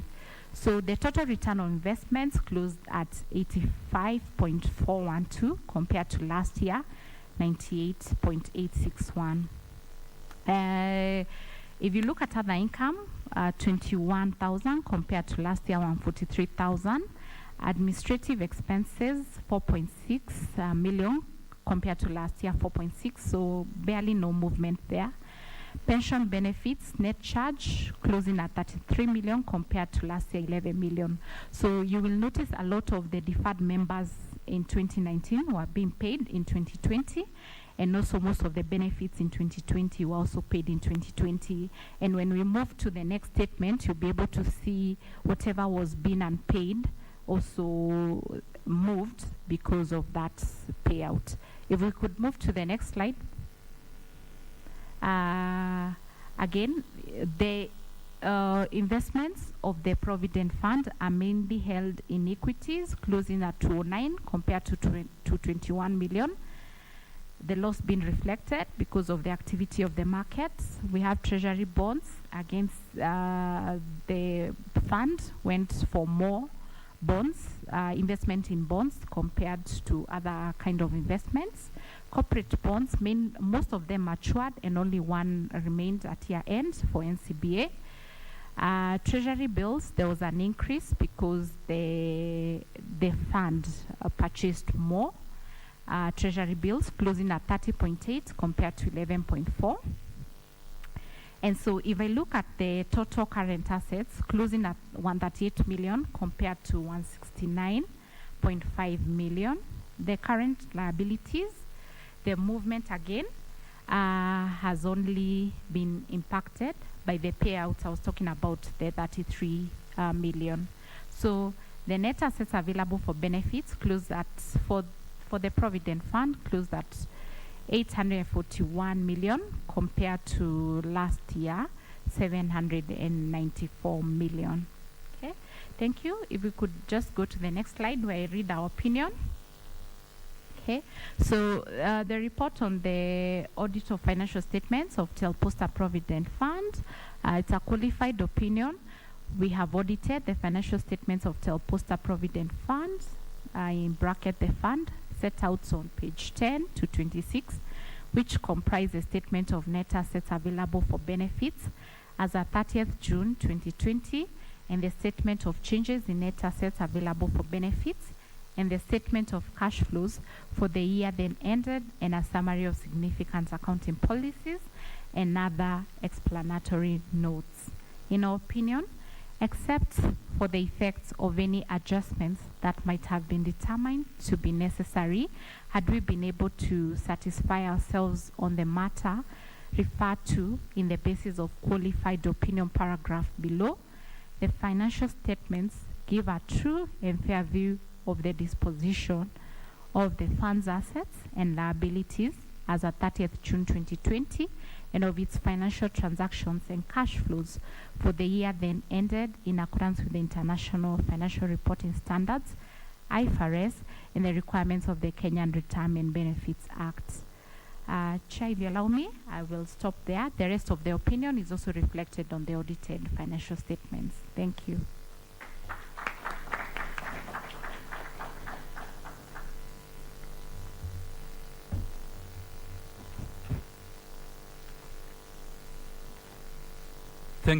Thank you, Teresa Washira from Deloitte and Touche. It is now my pleasure to welcome our fund manager, Nicholas Ithondeka from Trust Investment Services. Welcome, Nicholas. We do recognize the presence of the CEO, Chief Executive Officer of Retirement Benefits Authority, Mr. Nzomo Mutuku. Welcome, sir. Thank you.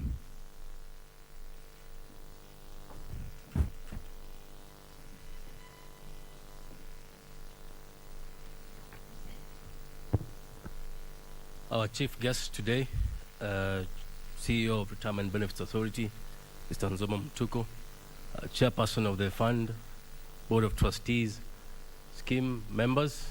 Hamjambo. Hamjambo tena. Chairman, I hope you, it's important to acknowledge your regulator because they hold our license. So Mr. Nzomo Mutuku, keep up the good work you're doing at RBA. As service providers, we continue to work under your leadership. So members, today I have the privilege of representing the investment management report. I do so on behalf of 3 fund managers who are the ones in office. We have All Mutual Investment Services, and I can see Chris Curry in the room. There's Jenna Frick, asset managers, and I can see Felix as well as around, and myself, the CEO of Trust Investment Services. And members, I'll take you through our report, which is in brief, just talking about what we have been doing in the last 1 year, how the scheme is performing. My agenda is quite simple. I'll talk about our role. As you have seen in the last couple of presentations over the years, we do have the distinct role which is cast in law through the Retirement Benefits Authorities Act, where we have the fiduciary mandate to advise the trustees on investment matters, regards to property, with regards to capital market instruments. Again, we also have the responsibility of compliance of the scheme in line with the Retirement Benefits Authorities Act. There's a stipulation of the assets you can buy and invest in. And of course, the scheme has an investment policy statement. And that policy statement is what guides the Board of Trustees as well as the fund managers ourselves in terms of reporting and buying into properties or instruments that we are allowed to invest. We also have roles of reporting returns to our trustees every quarter, and every so often we do meet with them, telling about the investment affairs, and of course executing on their behalf the investment matters of the scheme, and of course reporting to the AGM and members, which is what we're doing here today. So I'll start with the numbers for the pension fund. And for the pension fund members, we are reporting 30th of June 2020, which, as you can see, the members were very well shared by Mr. Kadombe and also by the auditor, and the scheme closed at 15.7 billion. The distribution of the assets, you can see there we have about 73% in the property investments, which the chairman also alluded to, and later on you'll have Jenna Frick Felix come on the panel to explain and take you through the property investments. The other investments that we are holding on the pension scheme is about 7 or 8% in equity investments. There's a list of domestic equities, listed stocks, likes of Safaricom, KCB, cooperative bank, equity banks, and other stocks within the spread of the investment houses. We have treasury bonds, which is quite a significant portion. And largely for last year, as the auditor presented, this was what held us in terms of investment income, which is the treasury bonds, about 2.6 billion we were holding by the time we closed the year. Treasury bills as well, 82 million. Corporate bonds, about 14 billion, and 14 million, sorry, and term and call deposits, about 268 million by the time we closed the year. Members, it's important just to explain to you, and as mentioned earlier, our role is to explain to you how the trend is going on. We did put in a slide there showing you 31st of March 2021. Bearing in mind we are reporting about 9 months after we close the scheme year end. As you can see there, the scheme is still growing. We are at 15.7 billion despite the COVID quarters, which is quarter 3 and quarter 4 of last year. And again, you have to bear in mind the scheme still managed to pay pensioners monthly pension totaling almost close to about 600 million, and we were still able to hold the value as at close of 31st March 2021. In terms of the Provident Fund, we have, and I hope you listened to what Patricia was explaining about the exposure on Provident Fund as pensioners. We have 1.096 billion in terms of fund value. In this portfolio, we don't have any property. We have domestic equities, which is stock markets, about 209 million. Government securities, 823 million. Corporate bonds, 7 million, and about 56 million in term deposits.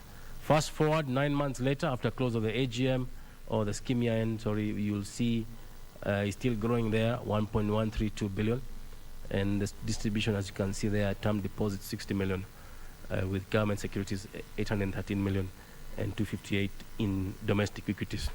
So members, I'll quickly go through the investment environment for last year. I don't want to spend too much time talking about the numbers, as it has been presented by the auditor and very well by Bonagadombi. So last year, as you can imagine, it was a tough and difficult time because of COVID-19. We are holding investments in the markets which were impacted by the decline in yields, especially on the equity markets. And what you can see on the slide there is across the globe, you can see quite a number of markets which didn't perform very well. And for us, we were very happy to see even just being able to hold the value and increasing, as I showed you 9 months later after close of the scheme year end. So you'll see there are different numbers showing declines, 5.4% advanced, 4% negative, advanced economies. Our local economy here in African markets, which is sub-Saharan markets, you see negative 3.7%. So it's very difficult, members, to grow assets when the economic performance of various countries is declining. And again, what we are really looking forward to is 2021, which we have seen a very strong recovery. Locally here in Kenya, we are seeing even the stock market has picked up by about 13% year to date, which again is good numbers, members, and to give you comfort, we expect to see the improved financial position by the time we close the year in about a month or so. Fixed income, which is mainly interest rates, the bonds that we are holding, members, you will see there, we were principally for the capital or the liquid instruments. We had a heavy weight on the bonds, and you will see as the auditor presented, she talked about the investment income, which was able to hold the value for the fund.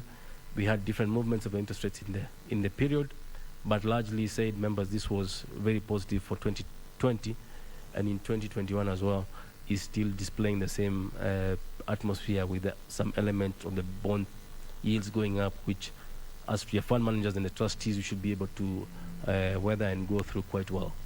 In terms of equity markets, again, this represents the high yield markets and also low yield markets. When you're faced with turbulence, you'll see last year, the graphs there will show you what the bigger market went through. Again, for our fund, we were able to perform better than our indexes or the markets, but however, it was still a negative return. And as you heard, the auditor was mentioning numbers which were showing some unrealized capital losses. What we are happy to report, members, is that most of those numbers have actually changed, and we are seeing positive returns. As I mentioned earlier, we are sitting about 15% return year to date. We are happy to see the likes of Safaricom, which is our largest holding on Posta, is still growing in leaps and bounds, which is giving us a very positive return as we move on in 2021. So as I wind up my presentation, members, we are, as mentioned earlier, I've talked about the strategy. We are going through the motions of the economy in terms of the COVID-19 pandemic, and we have seen the fixed income come in to support us. And we, as fund managers, we maintain that pace of government yields and the bond yields, which have been largely supportive. And of course, we are playing on the medium to long-term end. This is a pension scheme. We have members who are very young, as you saw the Trust Secretary go through the age profile, and we expect to see some level of long-term investment. And that's why we'll buy into those long-term infrastructure bonds, which have been quite supportive. Stocks, which is mainly, again, not more than 9 stocks in the market we are buying, and most of them, of course, are going through very cheap valuations because of the COVID-19 pandemic. But as we move on, the scheme, especially for the Provident Fund, which is still receiving contributions, should be able to take up some of those long positions on some of those stocks, and especially the ones which the future is looking positive as we trend on. So scheme members, that's the end of my report. On behalf of service providers, ourselves, Corp Trust Investment Services, all mutual service providers, Gender Freak service providers, and on behalf of the Board of Trustees, we thank you for the support, and we look forward to a fantastic 2021. Bearing in mind we are about 1 month to close, and the numbers are very positive, and we pray for God to keep us well, and may God bless all of you. Asante sana.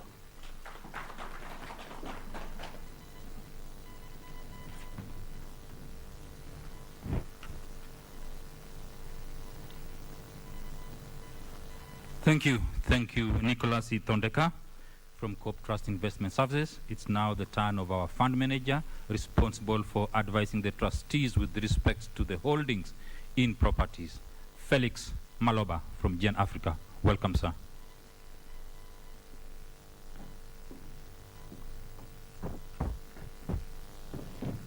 Thank you, Bona Trust Secretary, for that introduction. Chair, Board of Trustees, Regulator, the Trust Secretariat, fellow service providers, and esteemed members, receive greetings from the Board of Directors at Gen Africa. We are happy to be of service to you as fund managers. As my colleague Nicholas Itondeka has mentioned, we are co-investors, we are co-fund managers for your scheme. And Gen Africa, what we do for your scheme is we advise you on property and also partially on traditional asset classes. So just as a brief introduction about Gen Africa, Gen Africa is a local fund manager that manages assets worth over 300 billion and has operations in Kenya and Uganda. And as per the latest RBA records, it's currently the largest fund manager. So in addition to the traditional asset classes, we do offer advice in property, which is our agenda here today. And in taking us through this, that is going to be the agenda of the day in as far as the property report is concerned. So just as a brief introduction to provide perspective, I want to touch on regulation and why it's important for you to have a fund manager that is dedicated on property. So the regulator, who is well represented here today, set in place a provision that all scheme investments in property have to be under the mandate of the fund manager. So what this essentially means is that all investment actions relating to property have to be under the written advice of the fund manager. So the fund manager and the Board of Trustees work hand in hand together with the other service providers. And most important, we have the custodian who ensure that your assets are in safe custody. So this is just to give you comfort that investments with regard to property are done in line with your IPS and in line with the regulatory provisions. So I think there's a next slide, please. There's a problem with the pointer. So what is the role of a fund manager in property? Next slide, please, when it comes to property investments. So we do provide your board of trustees with 5 key important value-add services. So the first one is property strategy development, which is essentially a blueprint that draws the cradle-to-grave roadmap for your property investments, and this has to be in line with your IPS and, as I mentioned, with the RBA provisions. We also do market research to ensure that all investment actions that we give your board of trustees resonate with what's happening in the market and what we project to happen in the future. And we try to accrue value through asset management and development management of both your assets for development and assets that are generating income for you. And most importantly, we do performance assessments on a regular basis. This is very, very important. The reason why this is important is that through this particular service ad, you're able to see how your scheme is performing, and we advise the board of trustees on ways in which to make it even perform better. Next slide, please. So with that, it's important we just have a view of how the property portfolio of Posta pension scheme looks like. So as you've heard being mentioned, currently you're sitting at just about 11.5 billion, which if you're to compare it with the asset value of 15 billion, it's 73% of the asset value. So what does this communicate? This communicates that this particular portfolio or asset class is very critical for this particular scheme, and it's for these particular reasons that you have in place an ad hoc committee that is purely focused on property. And we have been working day and night with the board of trustees in as far as regularizing this portfolio and trying to come back into compliance. So as you know, property is supposed to be under 30% of the whole property portfolio, as opposed to the current holding that we have of 73%.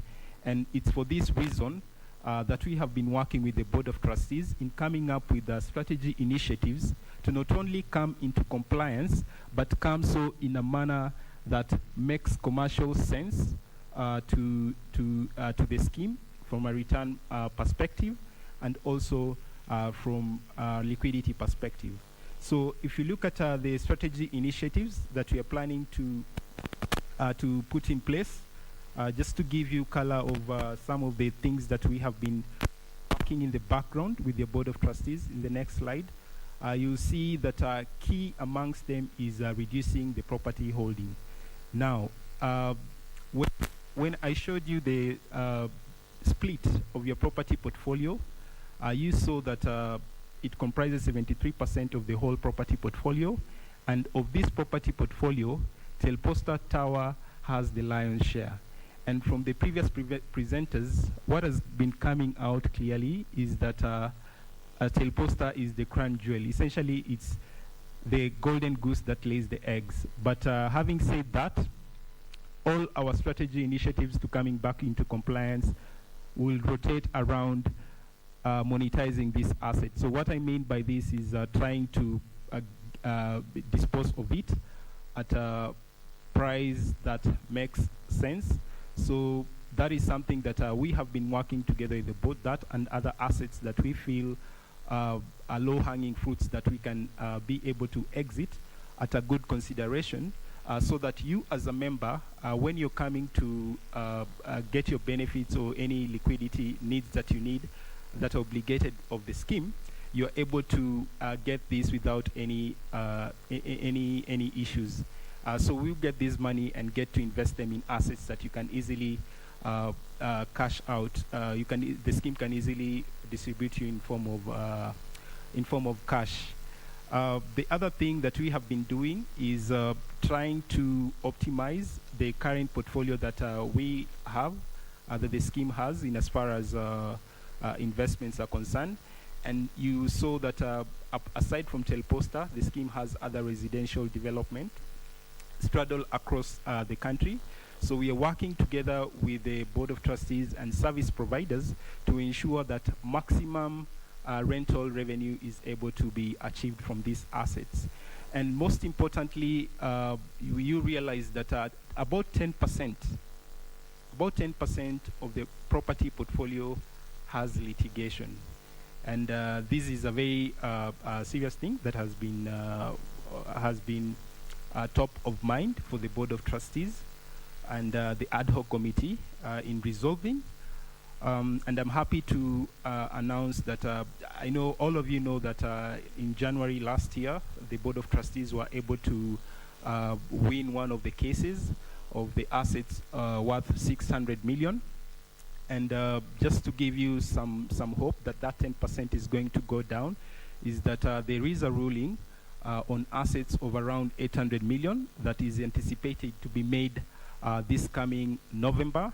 And we are optimistic with the initiatives that the Board of Trustees have put in place and the legal consultants that have been employed, that the ruling will be in favor of the trustees. So that will substantially bring down those issues. So that's the third pillar for us and for the Board of Trustees in accruing value for the property portfolio, resolving the legal issues.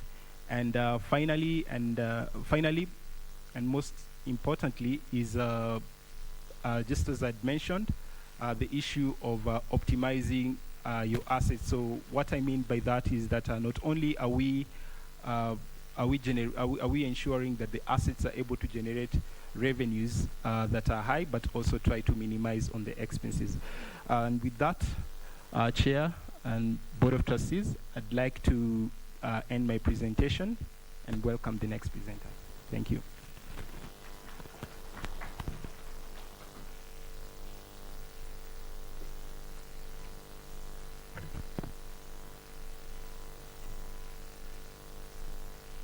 Thanks a lot, our fund manager in charge of property advice from Gen Africa, Felix Maloba.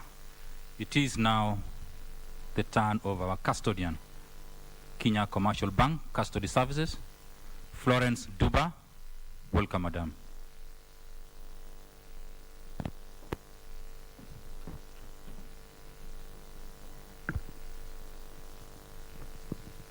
Thank you, Mr. Peter.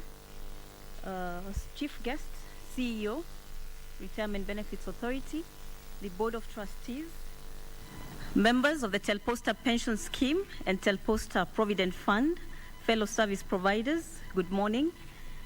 It is my pleasure to present to you the custody report for the year under review. I will be confirming to you the services we provided the two schemes during the year, as well as confirming the safety of the assets of the two schemes. As I begin, our role as a custodian is to be responsible for the safe custody of all of the assets of the scheme, which you have had detailed in the audited accounts, and to ensure that we deal with all administrative matters relating to those assets. As your custodian, we are the only one who is allowed to receive the funds relating to all those assets. Therefore, the monies of this scheme do not go to your trustees or to your administrators. They come directly to your bank accounts, which are held at KCB Bank. And we act and are guided by the Retirement Benefits Act and regulations, which are set out to govern the way the scheme affairs are conducted. You've heard from the different service providers, and this separation of the duties of the different service providers ensures that there is complete transparency and accountability in servicing the assets of your scheme. As a custodian, because of the key role we play, there are a number of statutory obligations that we are required to ensure that we comply with. I do wish to confirm to you that we are in compliance with the licensing by the different regulators, including the Central Bank of Kenya, the Capital Markets Authority, as well as the Retirement Benefits Authority. We are also required by the regulations to ensure that we maintain segregated accounts for each of the schemes under our management. And I do wish to confirm to you that the Posta Pension Scheme and the Posta Provident Fund assets are segregated as required. We maintain records of all the transactions we effect for the schemes, and as well as the documents of title for all the assets for the two funds that we are managing. And I do wish to confirm to you that those were available to the auditor to confirm the details of the holdings which have been tabled to you. On a day-to-day basis, we do undertake various responsibilities on behalf of the scheme. In addition to the safekeeping of the assets in our custody, we ensure that we carry out the investment transactions as guided by your investment managers, whether it is purchasing the equities or sales of the government securities. We ensure that those transactions are processed in a timely manner, and the related income or coupons or corporate actions affected and received in a timely manner so that the scheme can benefit from those transactions. We do undertake a regular reporting to the trustees and to the regulator, and as well as collect the income related to the investments that we manage, including the rental income and the dividends and the coupons. Finally, members, the other thing we do on a regular basis is ensure that the benefits payments are paid out in a timely manner when those are due for payment. As I conclude my report, members, I wish to confirm to you that the assets of the Posta pension scheme and the Posta Provident Fund are in our safe custody and were maintained in segregated accounts. All the investments that we undertook were within the guidelines which are set out by the Retirement Benefits Authority with respect to investments of the schemes, and the assets which have been tabled to you in the audited accounts are indeed in our safe custody. And just to confirm again, the values we did hold for the Posta pension scheme, approximately 15.7 billion. This fund has grown to approximately 15.8 billion as at end of March 2021. For the Posta Provident Fund, we did hold a total of 1.1 billion, and this has grown to 1.14 billion as at end of 31st March 2021. The assets that we did hold are as detailed in the audited accounts, including deposits, government securities, treasury bills, treasury bonds, quoted equities, as well as property. I wish to confirm to you, we hold all the title deeds. We do hold the documents of title for all the assets that have been presented to you. Thank you, members. I will stop there and address any questions that may be raised at the appropriate time. Thank you.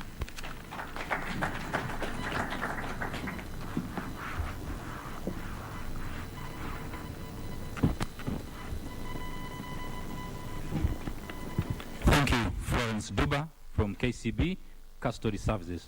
It is now my pleasure to invite our scheme actuary, Zamara Actuaries and Consultants, to give us a report with respect to the actuarial valuation as of 30th of June 2020. Adil Suleiman, unakaribishwa. Na ningependa kuwafahamisha kwamba Adil alinihakikishia ya kwamba ataongea Kiswahili.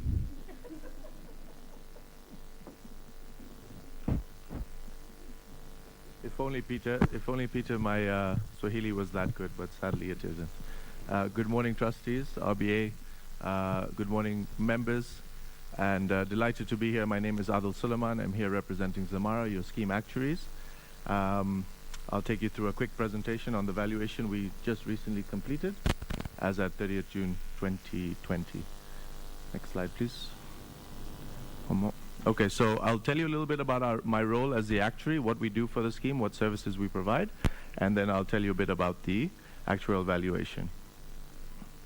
So starting with the role that we play for Posta Pension Scheme and Posta Provident Fund, one of the key things we do is carry out actuarial valuations of the scheme, and I'll tell you a little bit more about what that involves. We also provide advice on investments of the scheme, so we provide some advice around strategy and assessment of investment performance, but we don't actually manage any of the money. You've already heard from the fund managers.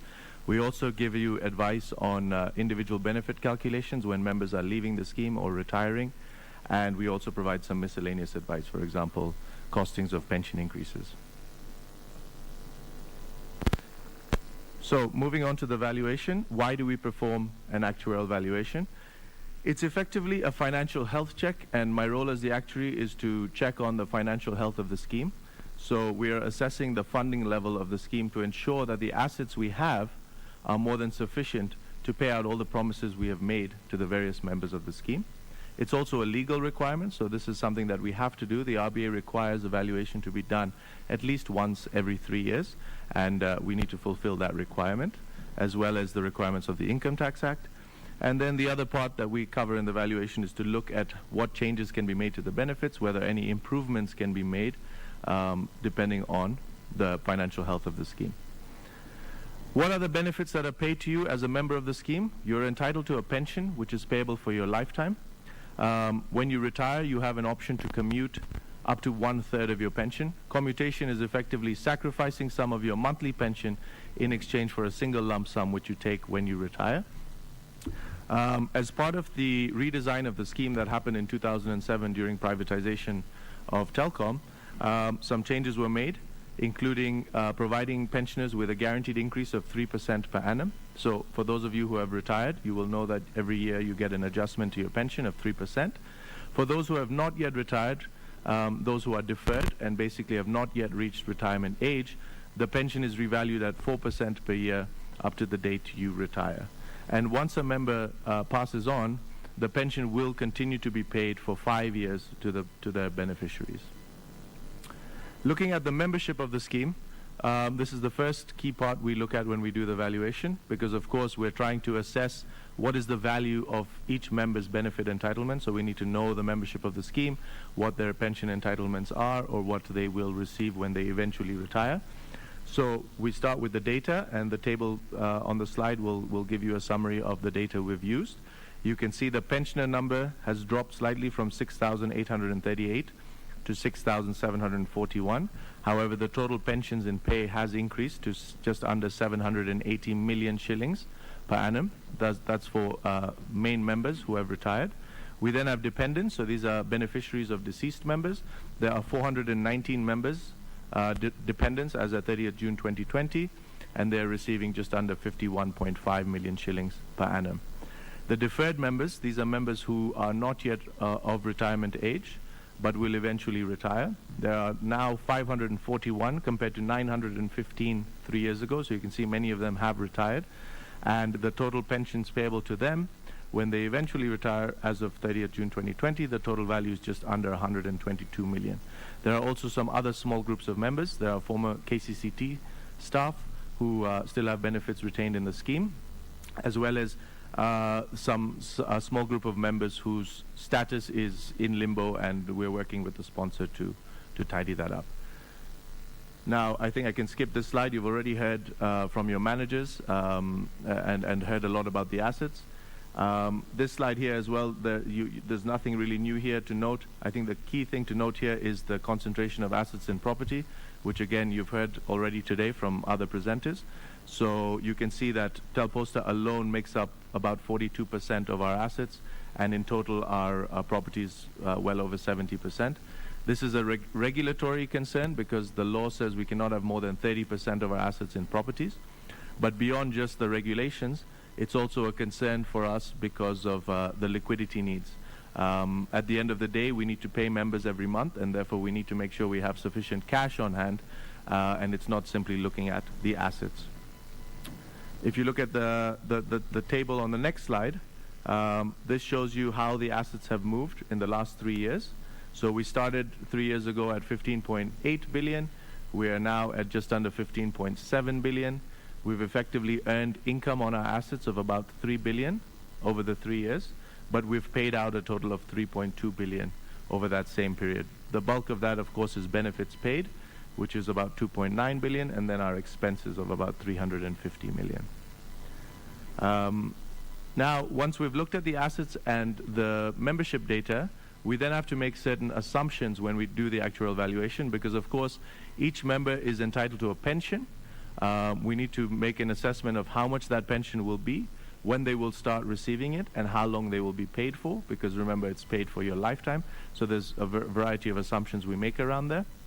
The first one is the rate of interest, because we are determining the value today of payments made in the future. We have to determine the present value of those payments, and we assume a rate of 10% per annum for determining the present value. The other way to look at this rate of interest is also to say that this is what we assume the assets will grow at on a year-by-year basis as we move forward through time. We then allow for revaluation of deferred benefits at 4% per annum, because that's what's in the rules, as well as pension increases of 3% per annum, because again, that is what is promised in the rules. We make allowance for mortality, so we have some tables that we use for assumed mortality rates. We have an assumption for expenses. In terms of the assets, we take the values in the audited accounts. There's a small adjustment we make, which we factor into our valuation. The next slide will show us a summary of our results. So this is basically the key thing that we produce when we undertake the actuarial valuation. The column on the far right shows you the results as of 30th June 2020, and the column just left of that shows you the results 3 years ago. So you can see the biggest liability is the present value of the pensions that are currently in payment. That is about 8.5 billion. So for all those members who are receiving a pension, either the pensioners themselves or their dependents, the total value of those future payments is approximately 8.5 billion. The former KCCT staff are entitled to benefits that are worth about 80 million. The deferred members, those who have not yet retired, their present value of their pensions is 1.3 billion. And then we have some death benefits payable and the other members, which is another 1.3 billion. And we come up with total obligations for the scheme of about 11.2 billion. And remember, our assets at 13.3 billion as of June 2020 means that we are well funded. We have more assets than our liabilities. So if all goes according to plan, we are comfortably funded and have sufficient assets to pay off all members and their pensions. The surplus is 2.1 billion, and the funding level, which is the assets divided by the liabilities, is 118.8%. The RBA wants to see a funding level of at least 100%, so we are comfortably above that, and we have a healthy surplus of over 2 billion shillings. So, when it comes to a scheme like this, where we have a surplus, the trustees' first port of call is to see how that surplus can be utilized for the enjoyment of our members. So the key thing in this scheme would be pension increases, because the bulk of our members are already pensioners, and for those who are deferred, they will soon be retiring. So remember, the pensions are increased at 3% per annum during payment, and during deferral they're increased at 4% per annum. There is scope to increase pensions by more than the 3% that's currently applied, so a discretionary increase could be given. However, we must first also be cautious of our asset mix in our scheme. Next slide, please. So, as I mentioned, 2.1 billion shillings is available in surplus, and the funding level is comfortably above the 100%. Next slide, please. So, the trustees will be looking at exploring ways to provide a pension increase.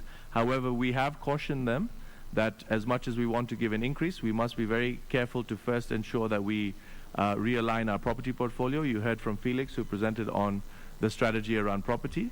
We need to bring the property percentage back down to regulatory compliance of 30%. And when we sell properties and exchange it for more liquid assets, initially cash, and then we'll invest them in more liquid investments, it will mean that we have that scope to give that pension increase. So the trustees are looking very closely at arranging that as soon as possible. Thank you very much. We'll be happy to take questions at the end.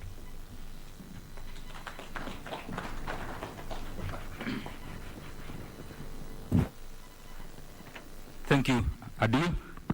You had promised to address my members in Swahili.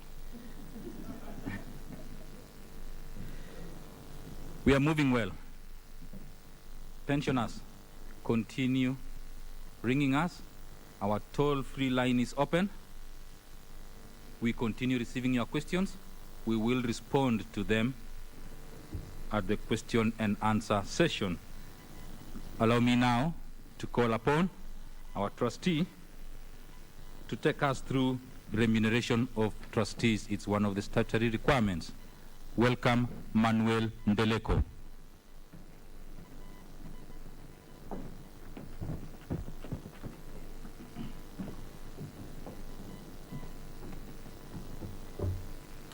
Good morning once again. My duty is just to give you a report on the remuneration of trustees, both for the scheme and the fund. Regulation number 7G of the Retirement Benefit Regulation 2000, that is on occupational retirement benefit schemes, states that every scheme shall have rules that shall provide for remuneration of trustees. Clause 15 of the Teleposta Pension Scheme and Provident Fund Trust Deed states that a trustee shall be enumerated in a manner as may be agreed in writing from time to time between such trustees and the founder. Now I'll give the figures that were agreed upon. For the main board, it is 18,750 gross per meeting, and for Teleposta Provident Fund is 6,250 gross per meeting. For subcommittee, the scheme pays 15,000 gross per meeting, and for the Provident Fund, it pays 5,000 shillings gross per meeting. Now, these payments are subject to tax. The main board is taxed at 6,250 shillings, and the subcommittee is taxed at 5,000. Now, agreed meetings in a year. The board of trustee meetings are supposed to be 6 meetings in a year. Subcommittee meetings have a maximum of 18 meetings in a year. The meetings held as at the end of 30th June 2020 were 3 meetings for the main board and 12 meetings for the subcommittee. Meetings that have been held as at the AGM of today, that is 2021, main board have had 9 meetings, subcommittee have had 18 meetings. Thank you so much for that report.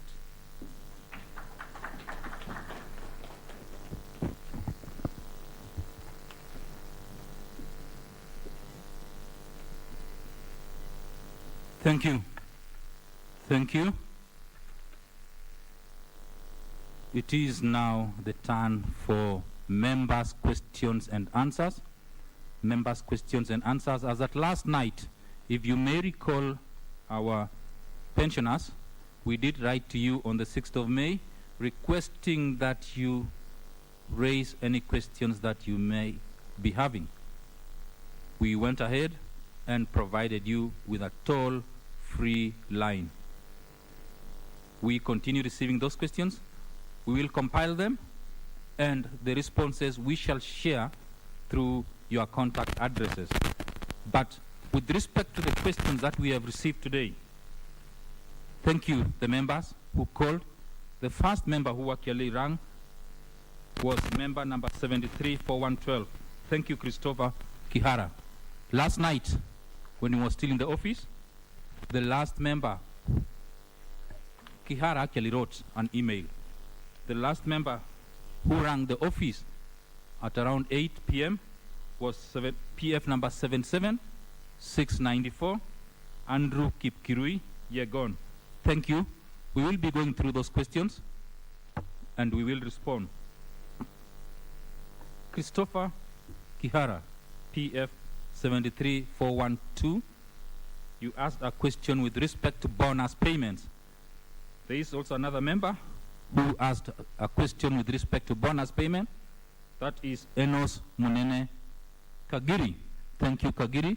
There is another, there are quite a number of questions which are related, so I will only be reading the questions which are not related and providing answers.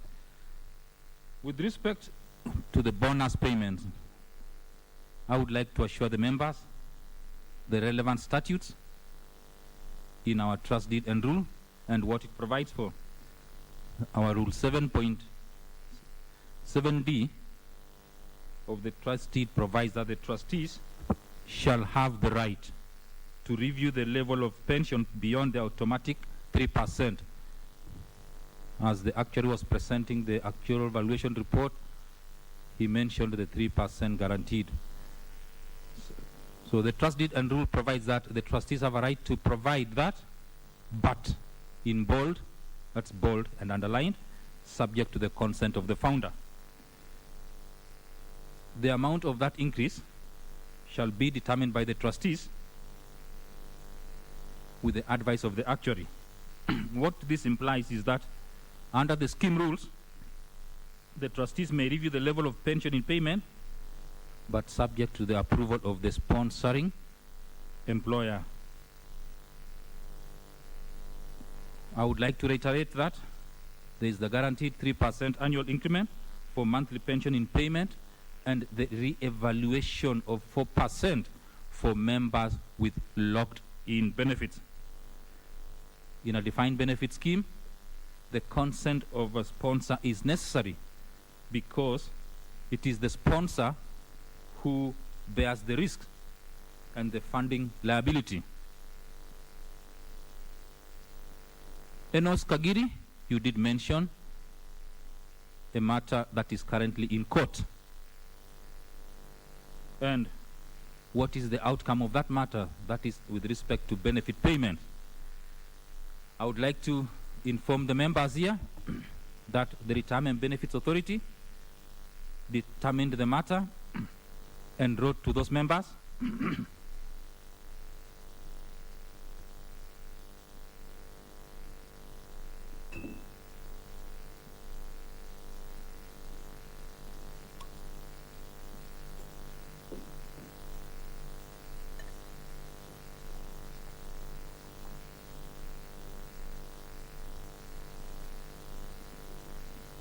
sincere apologies. It wrote to the members, determined that the benefits were calculated appropriately. Being dissatisfied with the decision of the regulator, the members moved to the Retirement Benefits Appeal Tribunal, and the Retirement Benefits Appeals Tribunal in February 2017 ruled in their favor. The trustees looked at the matter and appealed the decision. The matter is now within the courts, and I would not like to dwell on a matter which is in court because that would be sub judice. Geoffrey Kimani Kihanda, 21,869. You did write to us asking what is the term limit for the board chairman to serve. Regulation 7G of the response which I'm giving is that Regulation 7G of the retirement benefits, occupational retirement benefit schemes, regulations, provides that the term of office of trustees shall not exceed 3 years, but shall be subject to renewal for a further term of 3 years. That is in bold. The law provides that a trustee can serve 1 term and a further term. And in the event the trustee serves in office, consequently, the maximum period the trustee will serve shall be 6 years. It therefore implies that the maximum term limit that a board chairman can serve is a period of 6 years. Another important question asked by Geoffrey Kimani Kihanda, PF 21,869. What plans does the scheme have to increase the years for payment of beneficiaries from 5 years? A pension is payable for life. Upon the death of a pensioner, the beneficiary is paid for 5 years. So the member has asked, are there plans? I would like to inform the member that the Posta Pension Scheme Trust Deed and Rules provides that the dependent's pension is payable for a period of 5 years. Why is it? In designing the scheme, the sponsor, with its professional advisors, look into the cost implications. So there are cost implications if you change that 5 years to 10 or 4 live.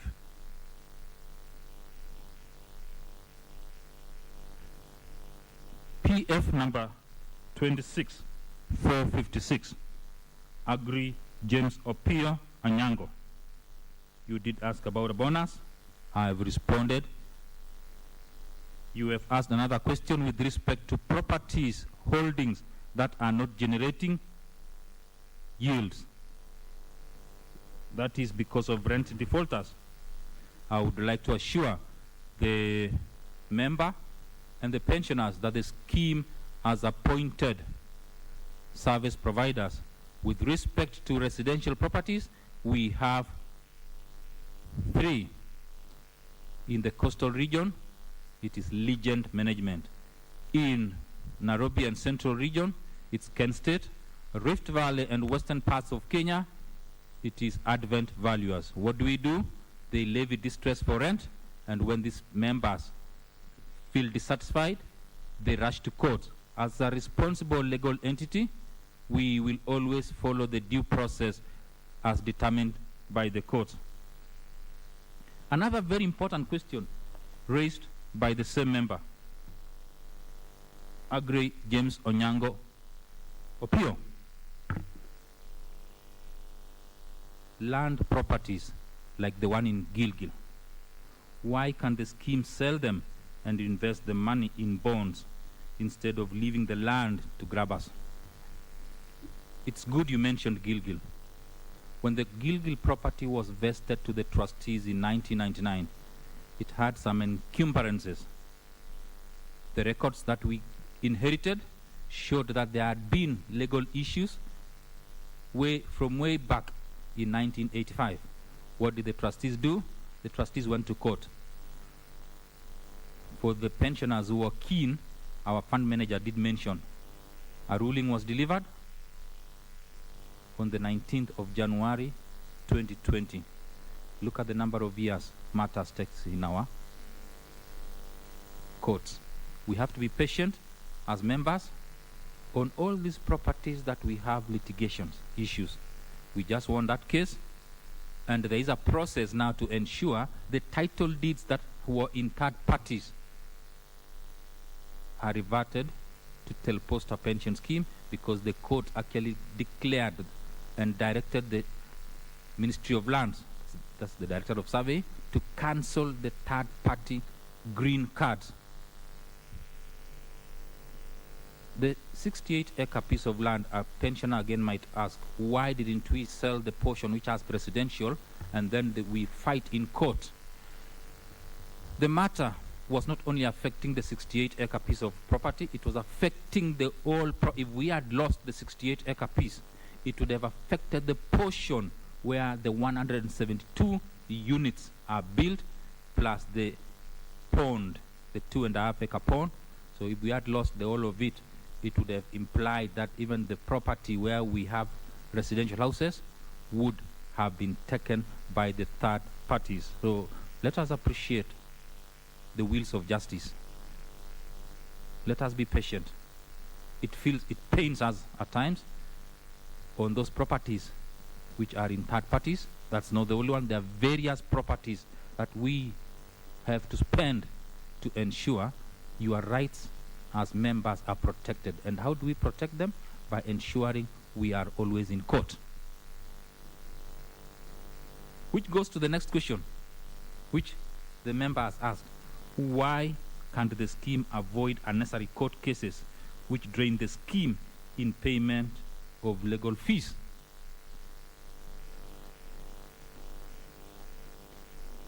We have to be in court to defend the assets, be it about benefit calculation or properties that have been encroached by third parties. You have asked a question with respect to how will the funds be used on 14th when we will be electing a trustee for a vacant position. We are mailing to you a summarized process so that on the 14th when you will be having elections of member nominated trustees, it will be a seamless process, very easy, and we will write to you in a simple, non-technical language. We are actually dispatching the letters in the course of this week, so I urge our pensioners, our deferred members, wherever they are, check your last known contact address by next week. You will have received the procedure for election of member nominated trustees. Opio, you asked another question. Monthly pensions paid to members is so little. No, there's one. We are requesting the scheme to print T-shirts with scheme logos for members. This will make members feel part and parcel of the scheme. It's a good idea. We would not like to do that. You can imagine printing 10,000 T-shirts for members. Assume one goes for 1,000 shillings. We are here to make payments, monthly payments, and also lump sum for members who reach retirement age. I don't think the trustees will be in a position to print T-shirts at the moment. Next question. Monthly pension paid to members is so little, and especially members who left service in 2006 and were known as Bamba 50. Their monthly pension is higher. That's a very important question. Their monthly pension is higher than those who left after 2007 onwards. Your father proceeded and said a member who was in a lower grade and was earning a lower salary gets a higher pension than his boss who left after 2007. Very important. The benefits payable is a function of the years of service, the salary you are earning at the time of leaving. It also depends on the option that a member took upon leaving service. And the third one, when the encashment of benefits, there was a legislation that came into effect on the 8th of June 2005, which allowed members to take a portion of their benefits. So what happens with these members who were senior and left service after 2007 is they encashed a certain portion of their money in 2007 when they were retrenched. Over and above that again, the legislation was changed in 2010, allowing members to come and dip into the nest egg of their benefits. You are senior, you are retrenched in 2007, you dip into the benefits. When the legislation was amended again in 2010, you came back and dipped into the benefits. Upon reaching the retirement age, you have actually reduced the pot of earnings in the basket. I hope we are very clear. Unlike these members who left earlier, the legislation had not been changed. You are senior. This person who left earlier was junior, but is leaving at 55. So leaving and has not dipped into the pot. I hope that is very, very clear. When you dip into your earnings,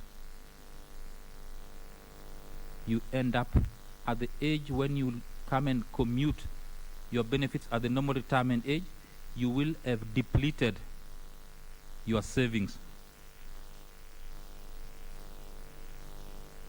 Peter Mwau Mwini, 64608 from Machacos. How many properties does the pension scheme have in Machacos? I would like to assure we have. There's one in Kilimani. There is one, six acres. That's the second one. And a third one near the town, within the town. So, but there was one which was vested and was not for the scheme. We are trying to liaise to ensure. So we have three legally ours. One which was vested but was not ours by the time of vesting. And we have been advised by our legal counsel that we ensure that property is expunged from the vesting order, and another one in lieu of that is replaced. Geoffrey Kazungu Mramba, your question on bonus has been answered. Stephen Tom Agola, you want a smartphone worth 20,000 that can amicably guarantee Zoom meeting. This can be done and repaid in installments as a loan. Agola, we are not in a position to guarantee me to give you a phone worth 20,000.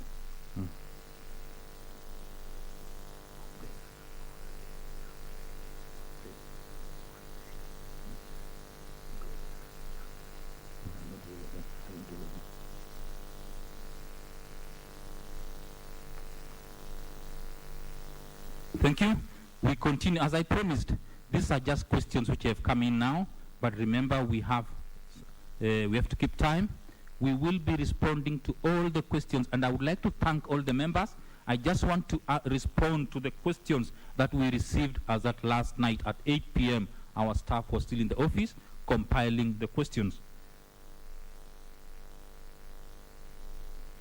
Another question: if a member dies, for how long is the next of kin paid the pension? And what is Retirement Benefits Authority stating on this? Our members who are watching us, if you are in receipt of a monthly pension, you have retired and you are promoted upstairs, the pension payable to your beneficiaries, either children who are eligible or a spouse, is a pension payable for 5 years.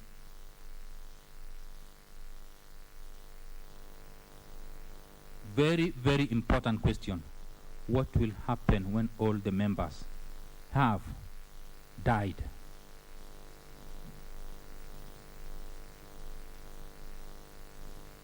I would like to inform the members that the youngest member in the scheme was born in 1982. The Posta pension scheme was closed to new entrants and to future accrual of benefits as of 30th of November 2007. Theoretically, the scheme's assets will be depleted slowly by way of monthly pensions, such that by the time the beneficiaries of the last pensioners receive their last of the 5 years pension, there will be no assets left under the scheme.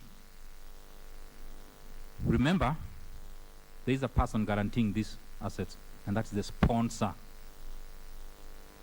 And the sponsor ultimately bears the risks by underwriting the benefits. And we have our members kindly read the trust deed and rule, and specifically clause 27, which provides that unless otherwise terminated under the provisions hereof of the rules, the trust here shall continue until the death of the last member, who, having been born on or before the commencement date and dies, will still a member for such long a period as the law may allow. The benefits under the next clause states that the trust shall be determined at the expiry of that period. You have further asked an important question with respect to NHIF. Let us kindly continue enrolling in NHIF, very critical in your retirement, because we have an MOU with NHIF that enables deduction and remittances at source, and we normally remit these funds before the 9th of the coming month. Ramadan, this is a very important question for deferred members. I think this is the last question. We will be sharing these questions with all the members. We'll be writing, responding, and mail it. Ramadan is a deferred member. And what did Ramadan ask? He would like to access the locked-in benefits before reaching the fund's normal retirement age due to financial constraints. He was born in 1972. Our response is that unless the law on preservation rule is changed, the earliest age at which members can access locked-in benefits is the scheme's normal retirement age, and that is upon written request. You can access, however, the benefits before attaining age 50 on medical grounds, and when it's on medical grounds, upon a written medical, certified medical report. Andrew Kibiagon, that's the last question. The composition of the current Board of Trustees. I would like to say we are 7 for the defined benefit scheme, and we are 6 for the defined contribution. That is the last question. Thank you, members, for the questions. I would like to assure you that we shall be responding to the questions that just came in, because we are remaining with a few minutes.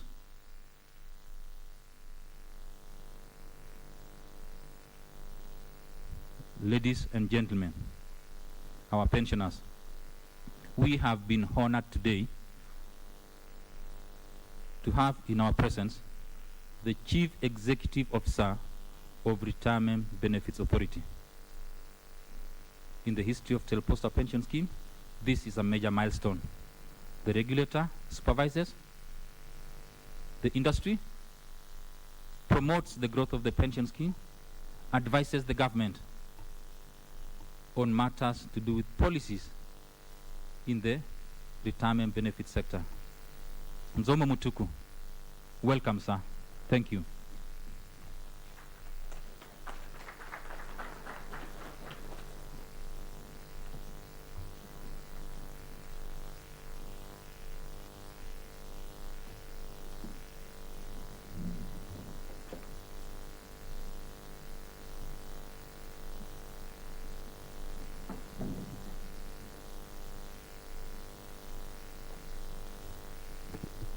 The Chairman, Posta Pension Scheme, the Board of Trustees, service providers, distinguished guests, members and pensioners. It is still morning, I believe. No, it's just afternoon. Good afternoon. It is indeed an auspicious occasion, because for sure it is the first time that I am attending Posta AGM, and I'm very happy to be here. I've not come alone. I've come with a very strong team, and I want to introduce them before I read my remarks. Sitting at the back there, we have our Chief Manager Supervision, Mr. Charles Mashira, and in front here we have our Deputy Manager Supervision, who is also the scheme officer in charge of this scheme, Carol Wanjala. So we have come here in good numbers. We have listened very carefully to the deliberations. In particular, we have listened very carefully to the questions and the issues being raised by members. We have taken note of them, and I'm going to comment on a few. Even though they may not have been addressed to me, I will comment on a few that came up. But it's indeed my pleasure to join you this morning for Posta Pension Scheme and Provident Fund AGMs.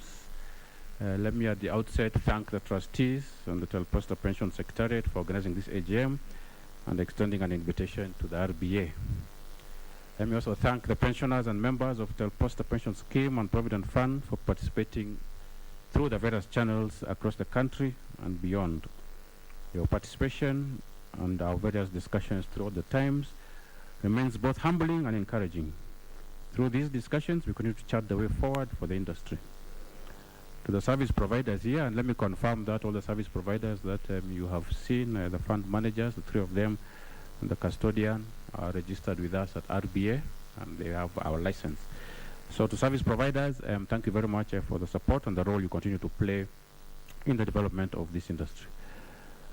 Ladies and gentlemen, back in February and March of this year, we did conduct various public participation forums across the country. This was to enable Kenyans to participate and give input to a number of proposals that we had to amend our Act and regulations. During those forums, I was very privileged to meet with a number of pensioners from the Posta Pension Scheme and to receive their invaluable feedback, not only on those proposals, but also on many other issues of importance to us in the retirement benefits industry. I was indeed touched by the stories of the pensioners who relived their memorable times in employment and shared their different experiences in retirement. For example, I had the opportunity to meet and keenly listen to Mr. Ahmed Sebit Babala, as he narrated his 32-year dedicated experience, the hallmarks of his career at the giant telecommunications company, and his life after retirement. Babala retired in 1994, which is when I was just starting to work. And 27 years later, it was indeed exciting to see his enthusiasm and hope for the future, for a comfortable life for all retirees. We really owe a huge debt of gratitude to the pensioners. It is from these interactions that we draw important lessons which help us in shaping our policies and the direction of the industry. At the end of the day, the purpose of retirement benefit schemes or pension schemes is to pay benefits to members. So these are our most important stakeholder. And when we meet with pensioners, we are able to see the issues that they are having, and this is able to guide us so that even as we go forward, we are able to address them. So we really appreciated those engagements.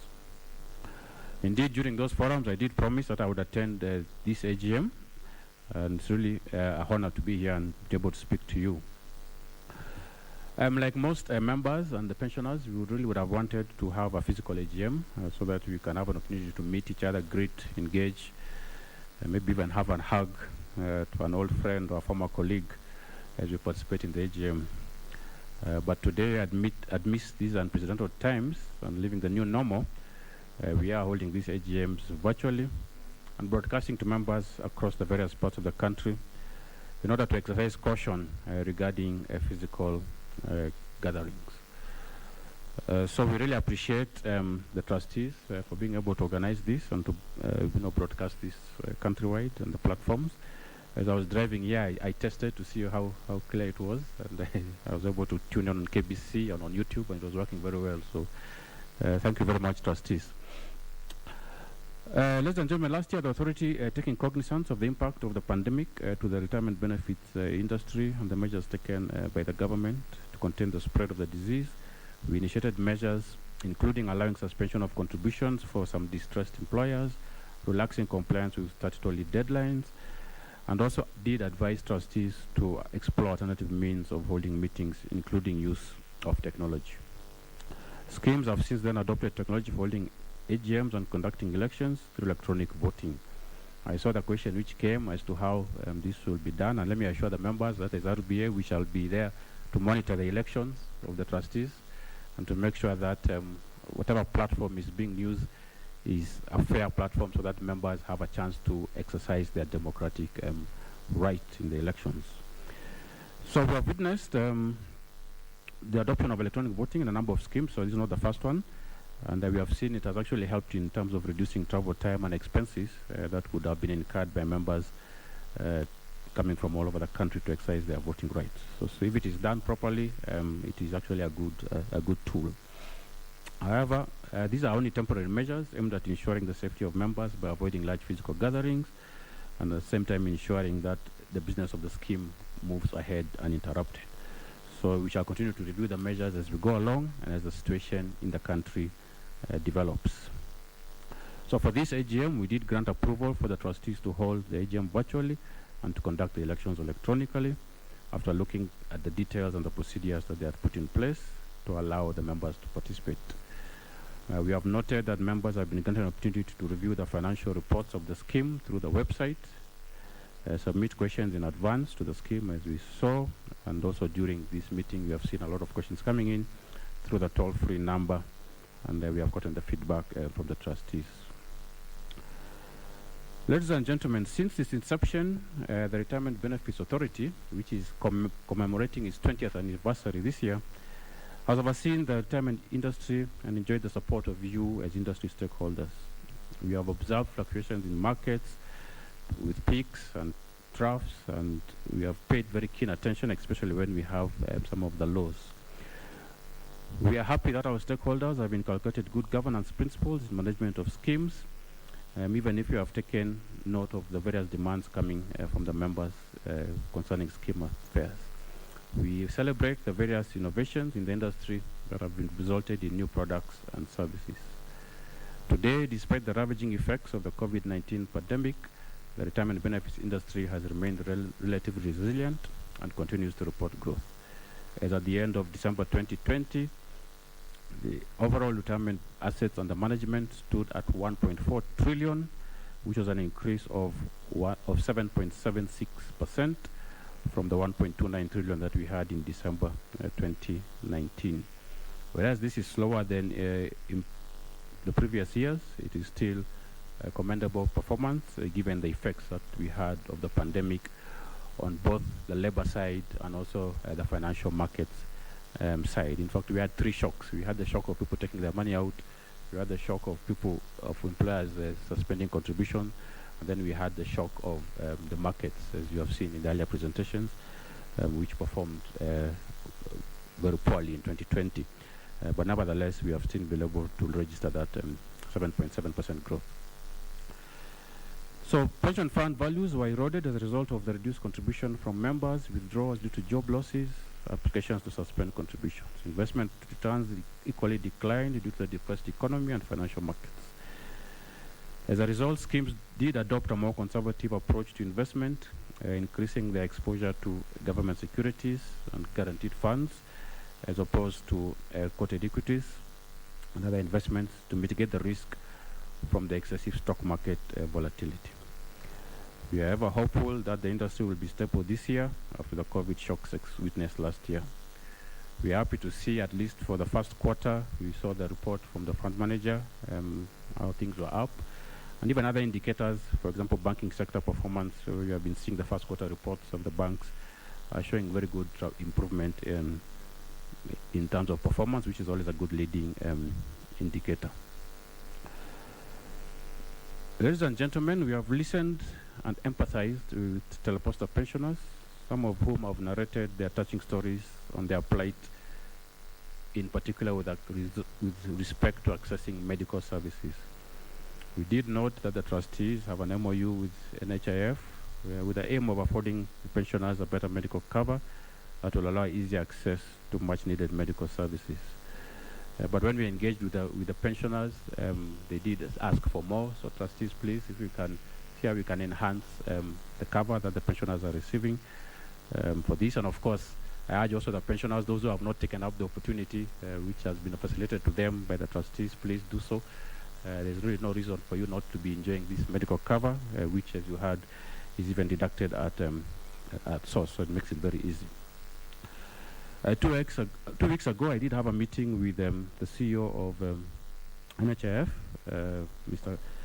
Peter Kamunu, and we did discuss a number of issues as to how pensioners can benefit more from NHIF, not just Teleposta, but the pensioners in general.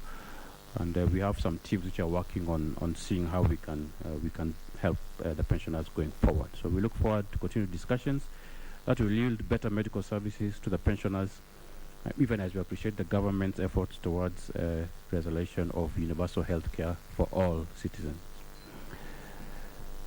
In addition, we continue to carry the interests of members, including pensioners, in our decisions through introduction of new and exciting innovations and response to some of the challenges that we pick up from our engagements with them and also from the research that we undertake.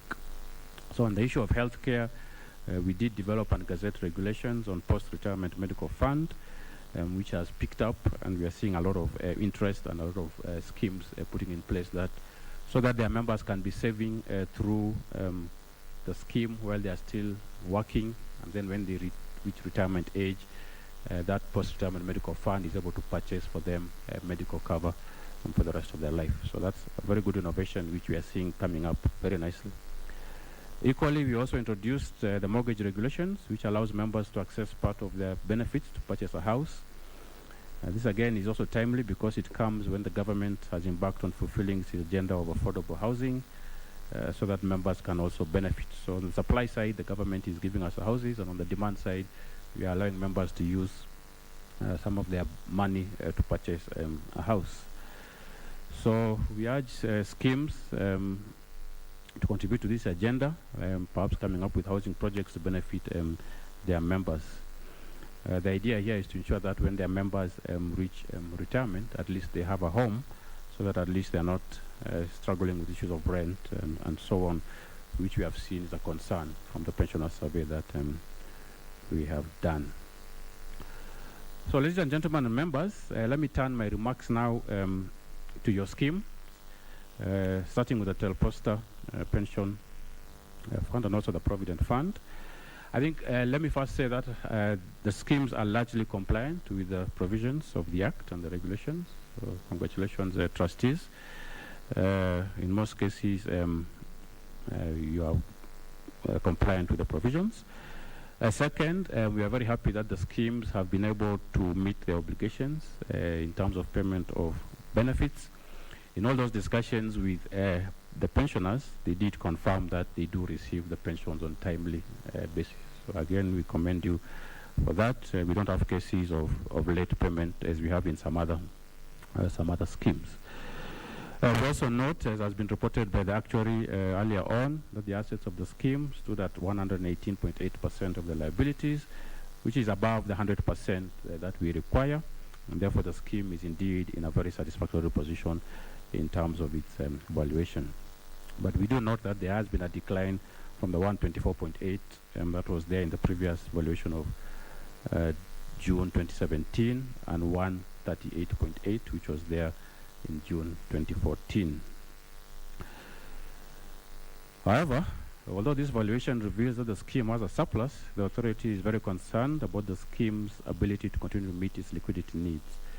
This arises from what has been mentioned here earlier, that the investment in property is at 73% of total assets, more than double the maximum limit of 30% allowed under retirement benefits investment guidelines.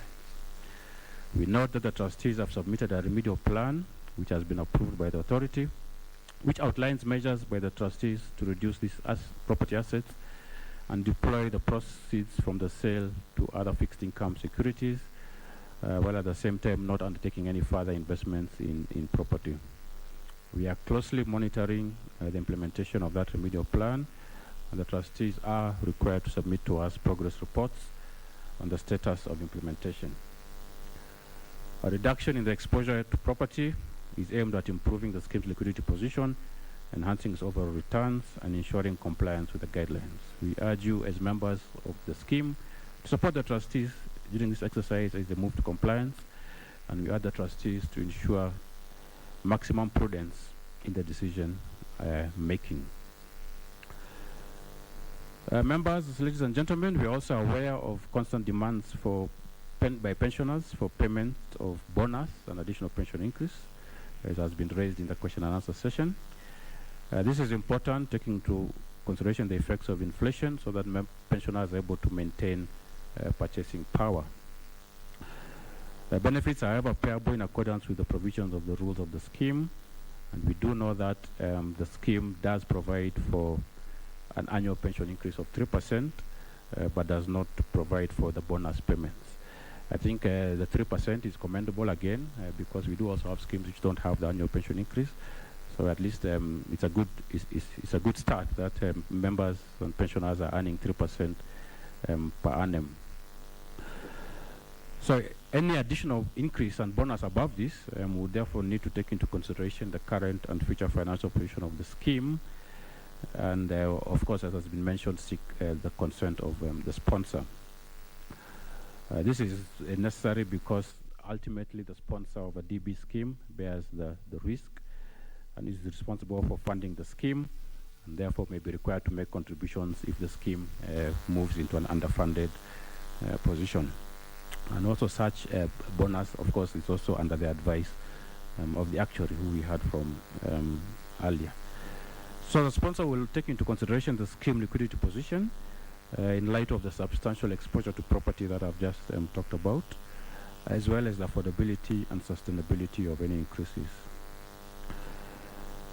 And this, of course, will have an impact on the funding level of the scheme and the surplus that we have talked about.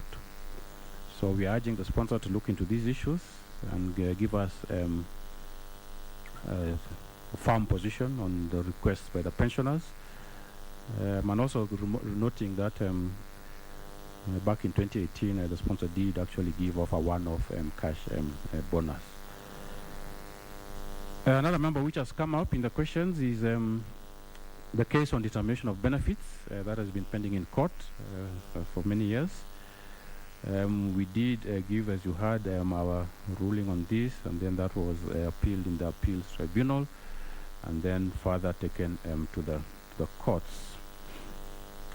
And I think, Banarotich, you did say that the court cases must go on.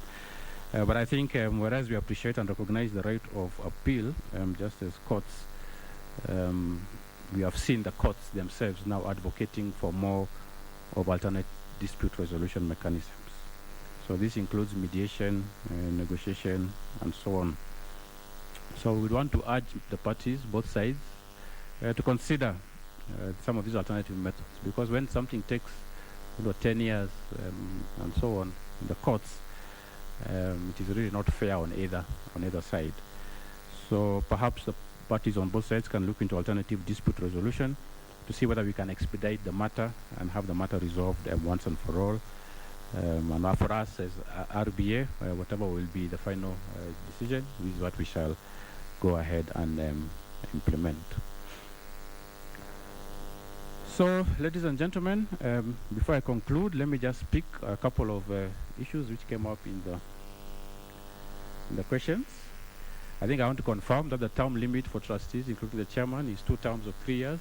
So I believe we have our guidelines which we have issued in terms of governance of schemes, and we are keenly monitoring to make sure that they are complied with.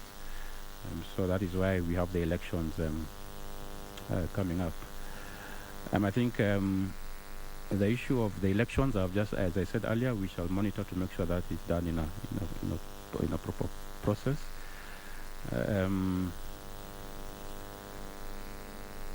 The issue of beneficiaries, that's a very good question.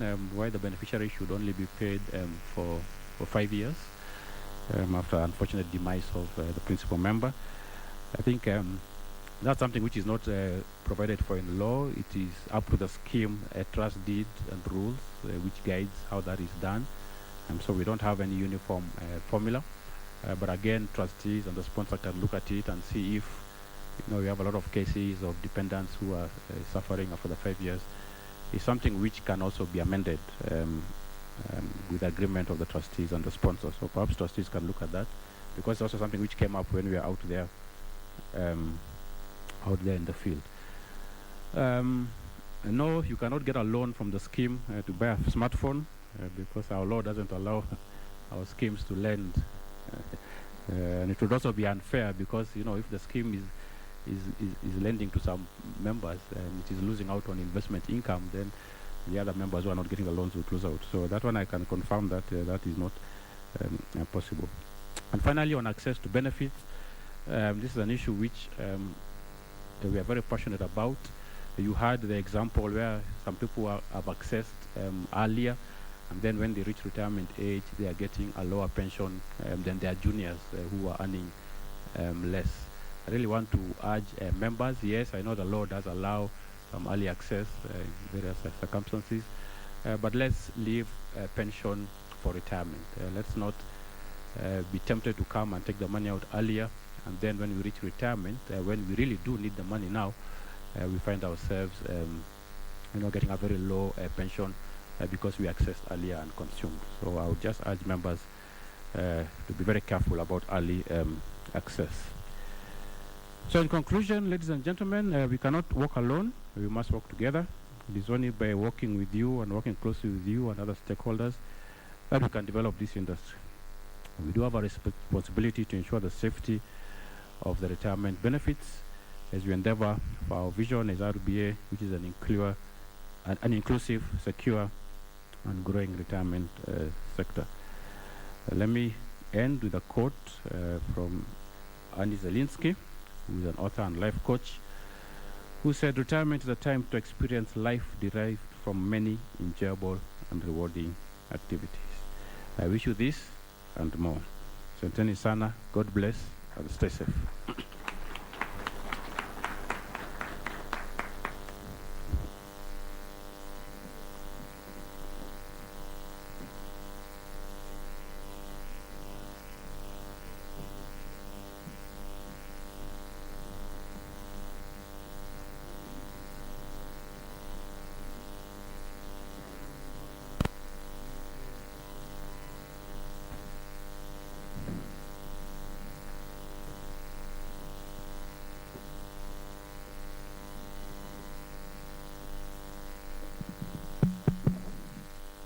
afternoon, all. There's a book that I read on a daily basis, and it says, "In everything, give thanks." And I'm sure some of you read that book with me. So thankfulness is the beginning of gratitude. Allow me to start by giving thanks to the Almighty for enabling us to be here today. For our members, wherever you are, it's been a challenging time indeed for the world, for our country, and even for us as individuals because of the pandemic.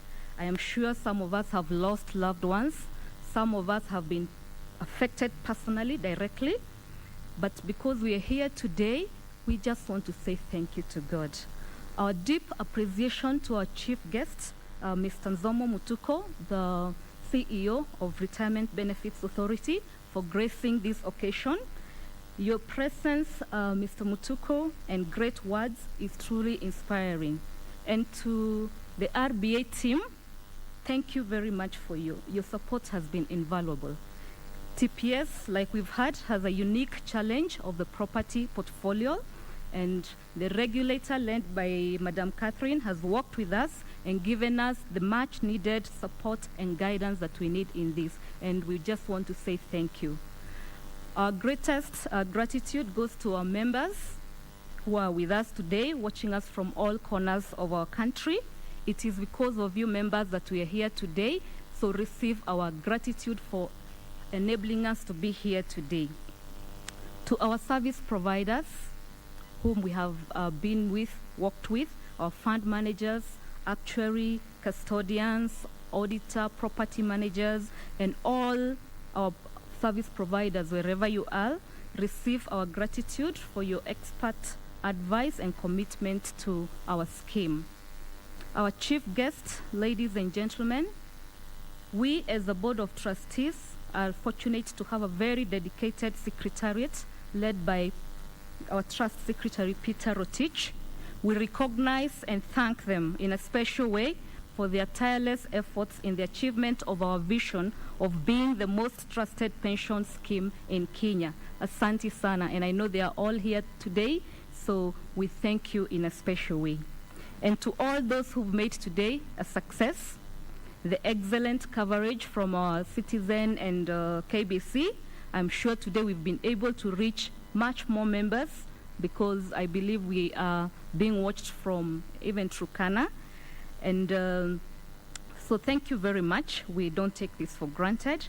Our very able MC, thank you. The great hosting by the Hilton Hotel. And all those who've supported behind the scenes to make this day a success, we just want to say a big thank you. As I conclude, I cannot go without thanking the sponsor and sharing the excitement that's happening at Telkom Kenya. Our CEO, Mugo Kibati, is leading a robust turnaround strategy, and we are very happy with the progress. I am sure you have seen our T-Cash, which is running a promotion to offer you person-to-person transactions free of charge.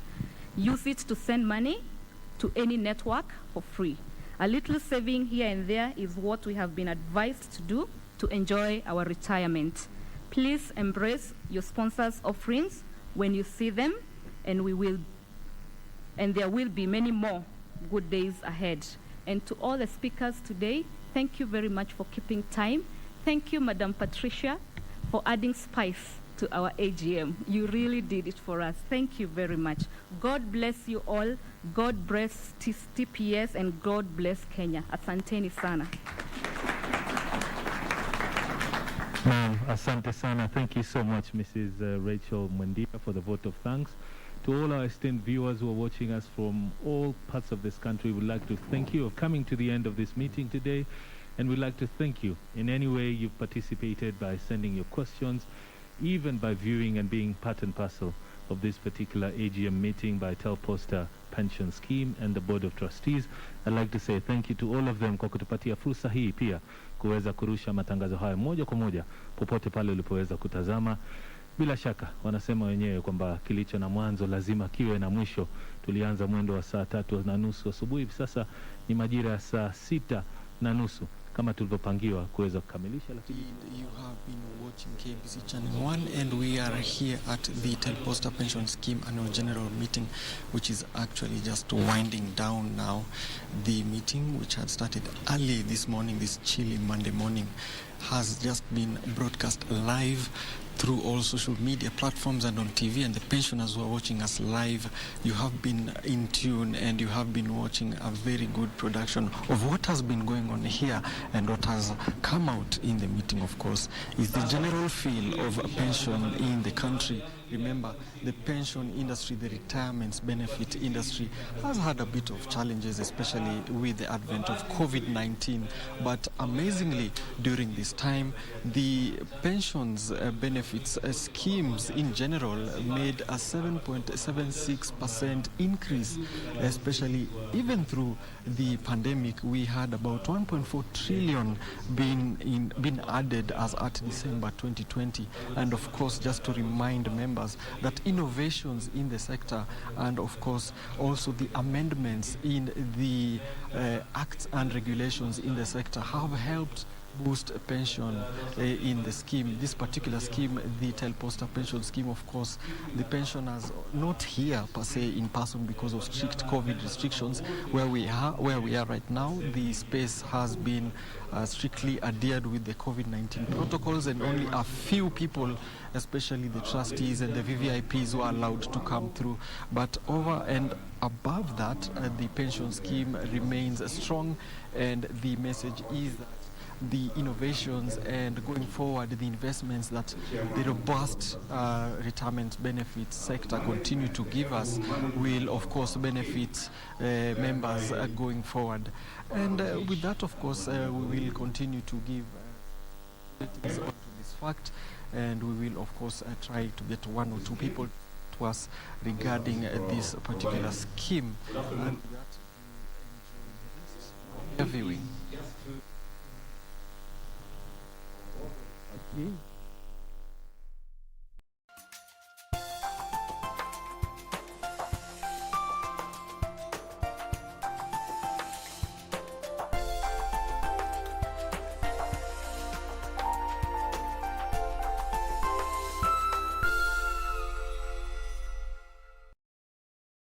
What's going on? We know how much you hated Odie. We know how much you wanted him gone. Wait a minute. All I wanted was to sleep in my own bed. And to do it, you cast Odie out into the cold, cruel world? We saw how you locked Odie outside last night. Oh, I don't... Every dog has his day, Happy. Nice, kitty. Let's see what's on the news. Ducks again? Still back! Kiss massive. If I ever get off this chain, you're going down. Everybody back up! I don't know how wild this thing is going to get. Like this, we're gonna drop the beat, rock the house, get you up. Tonight on KBC Channel 1. It's time for us to give you some juicy, amazing entertainment.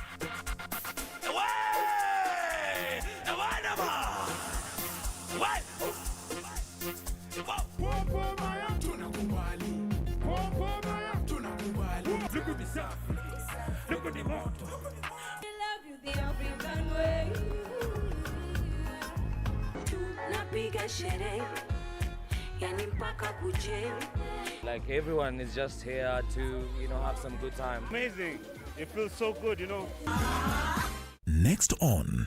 Sasa. Poa sana. Umekaa muda bila kuja hapa. Si unajua last time nilitengeneza nywele vibaya sana. Na vile tumetengeneza vizuri. Kwani siku hizi ni pesa una ama nini? Tangu nikushuke. Chau. Pesa ama shughuli. Pita napiga. Ngoja kwanza niongee. Na haraka kidogo tafadhali. Una haraka? Unaenda wapi mama? Msema wewe ni nini unafanya pesa yako wewe? Nini? Wewe lama.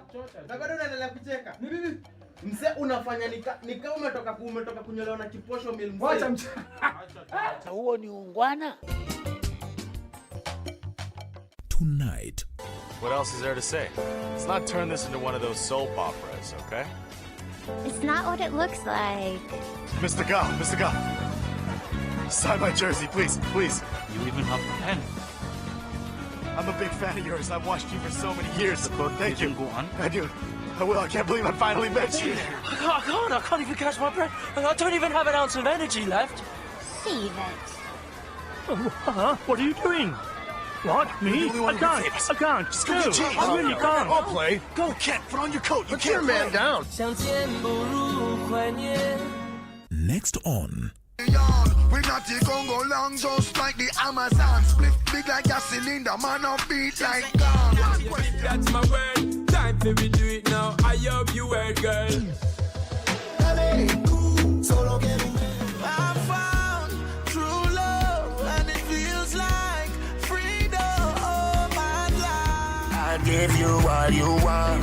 Don't even have to ask. What will you give me in return? Give you all my love. My love, my love, my love, my love, my love. Give you. next on Sijauliza mamli ngapi, ngauliza pesa ngapi. Lakini sasa ngoja niwaambie kitu kimoja. Wahenga wasemaje? Asifuzwa na wazazi wake, ufuzwa na dunia. Ndio hivyo. Ndio mambo mnayoyaona jamaa. Anakula kama mchwa.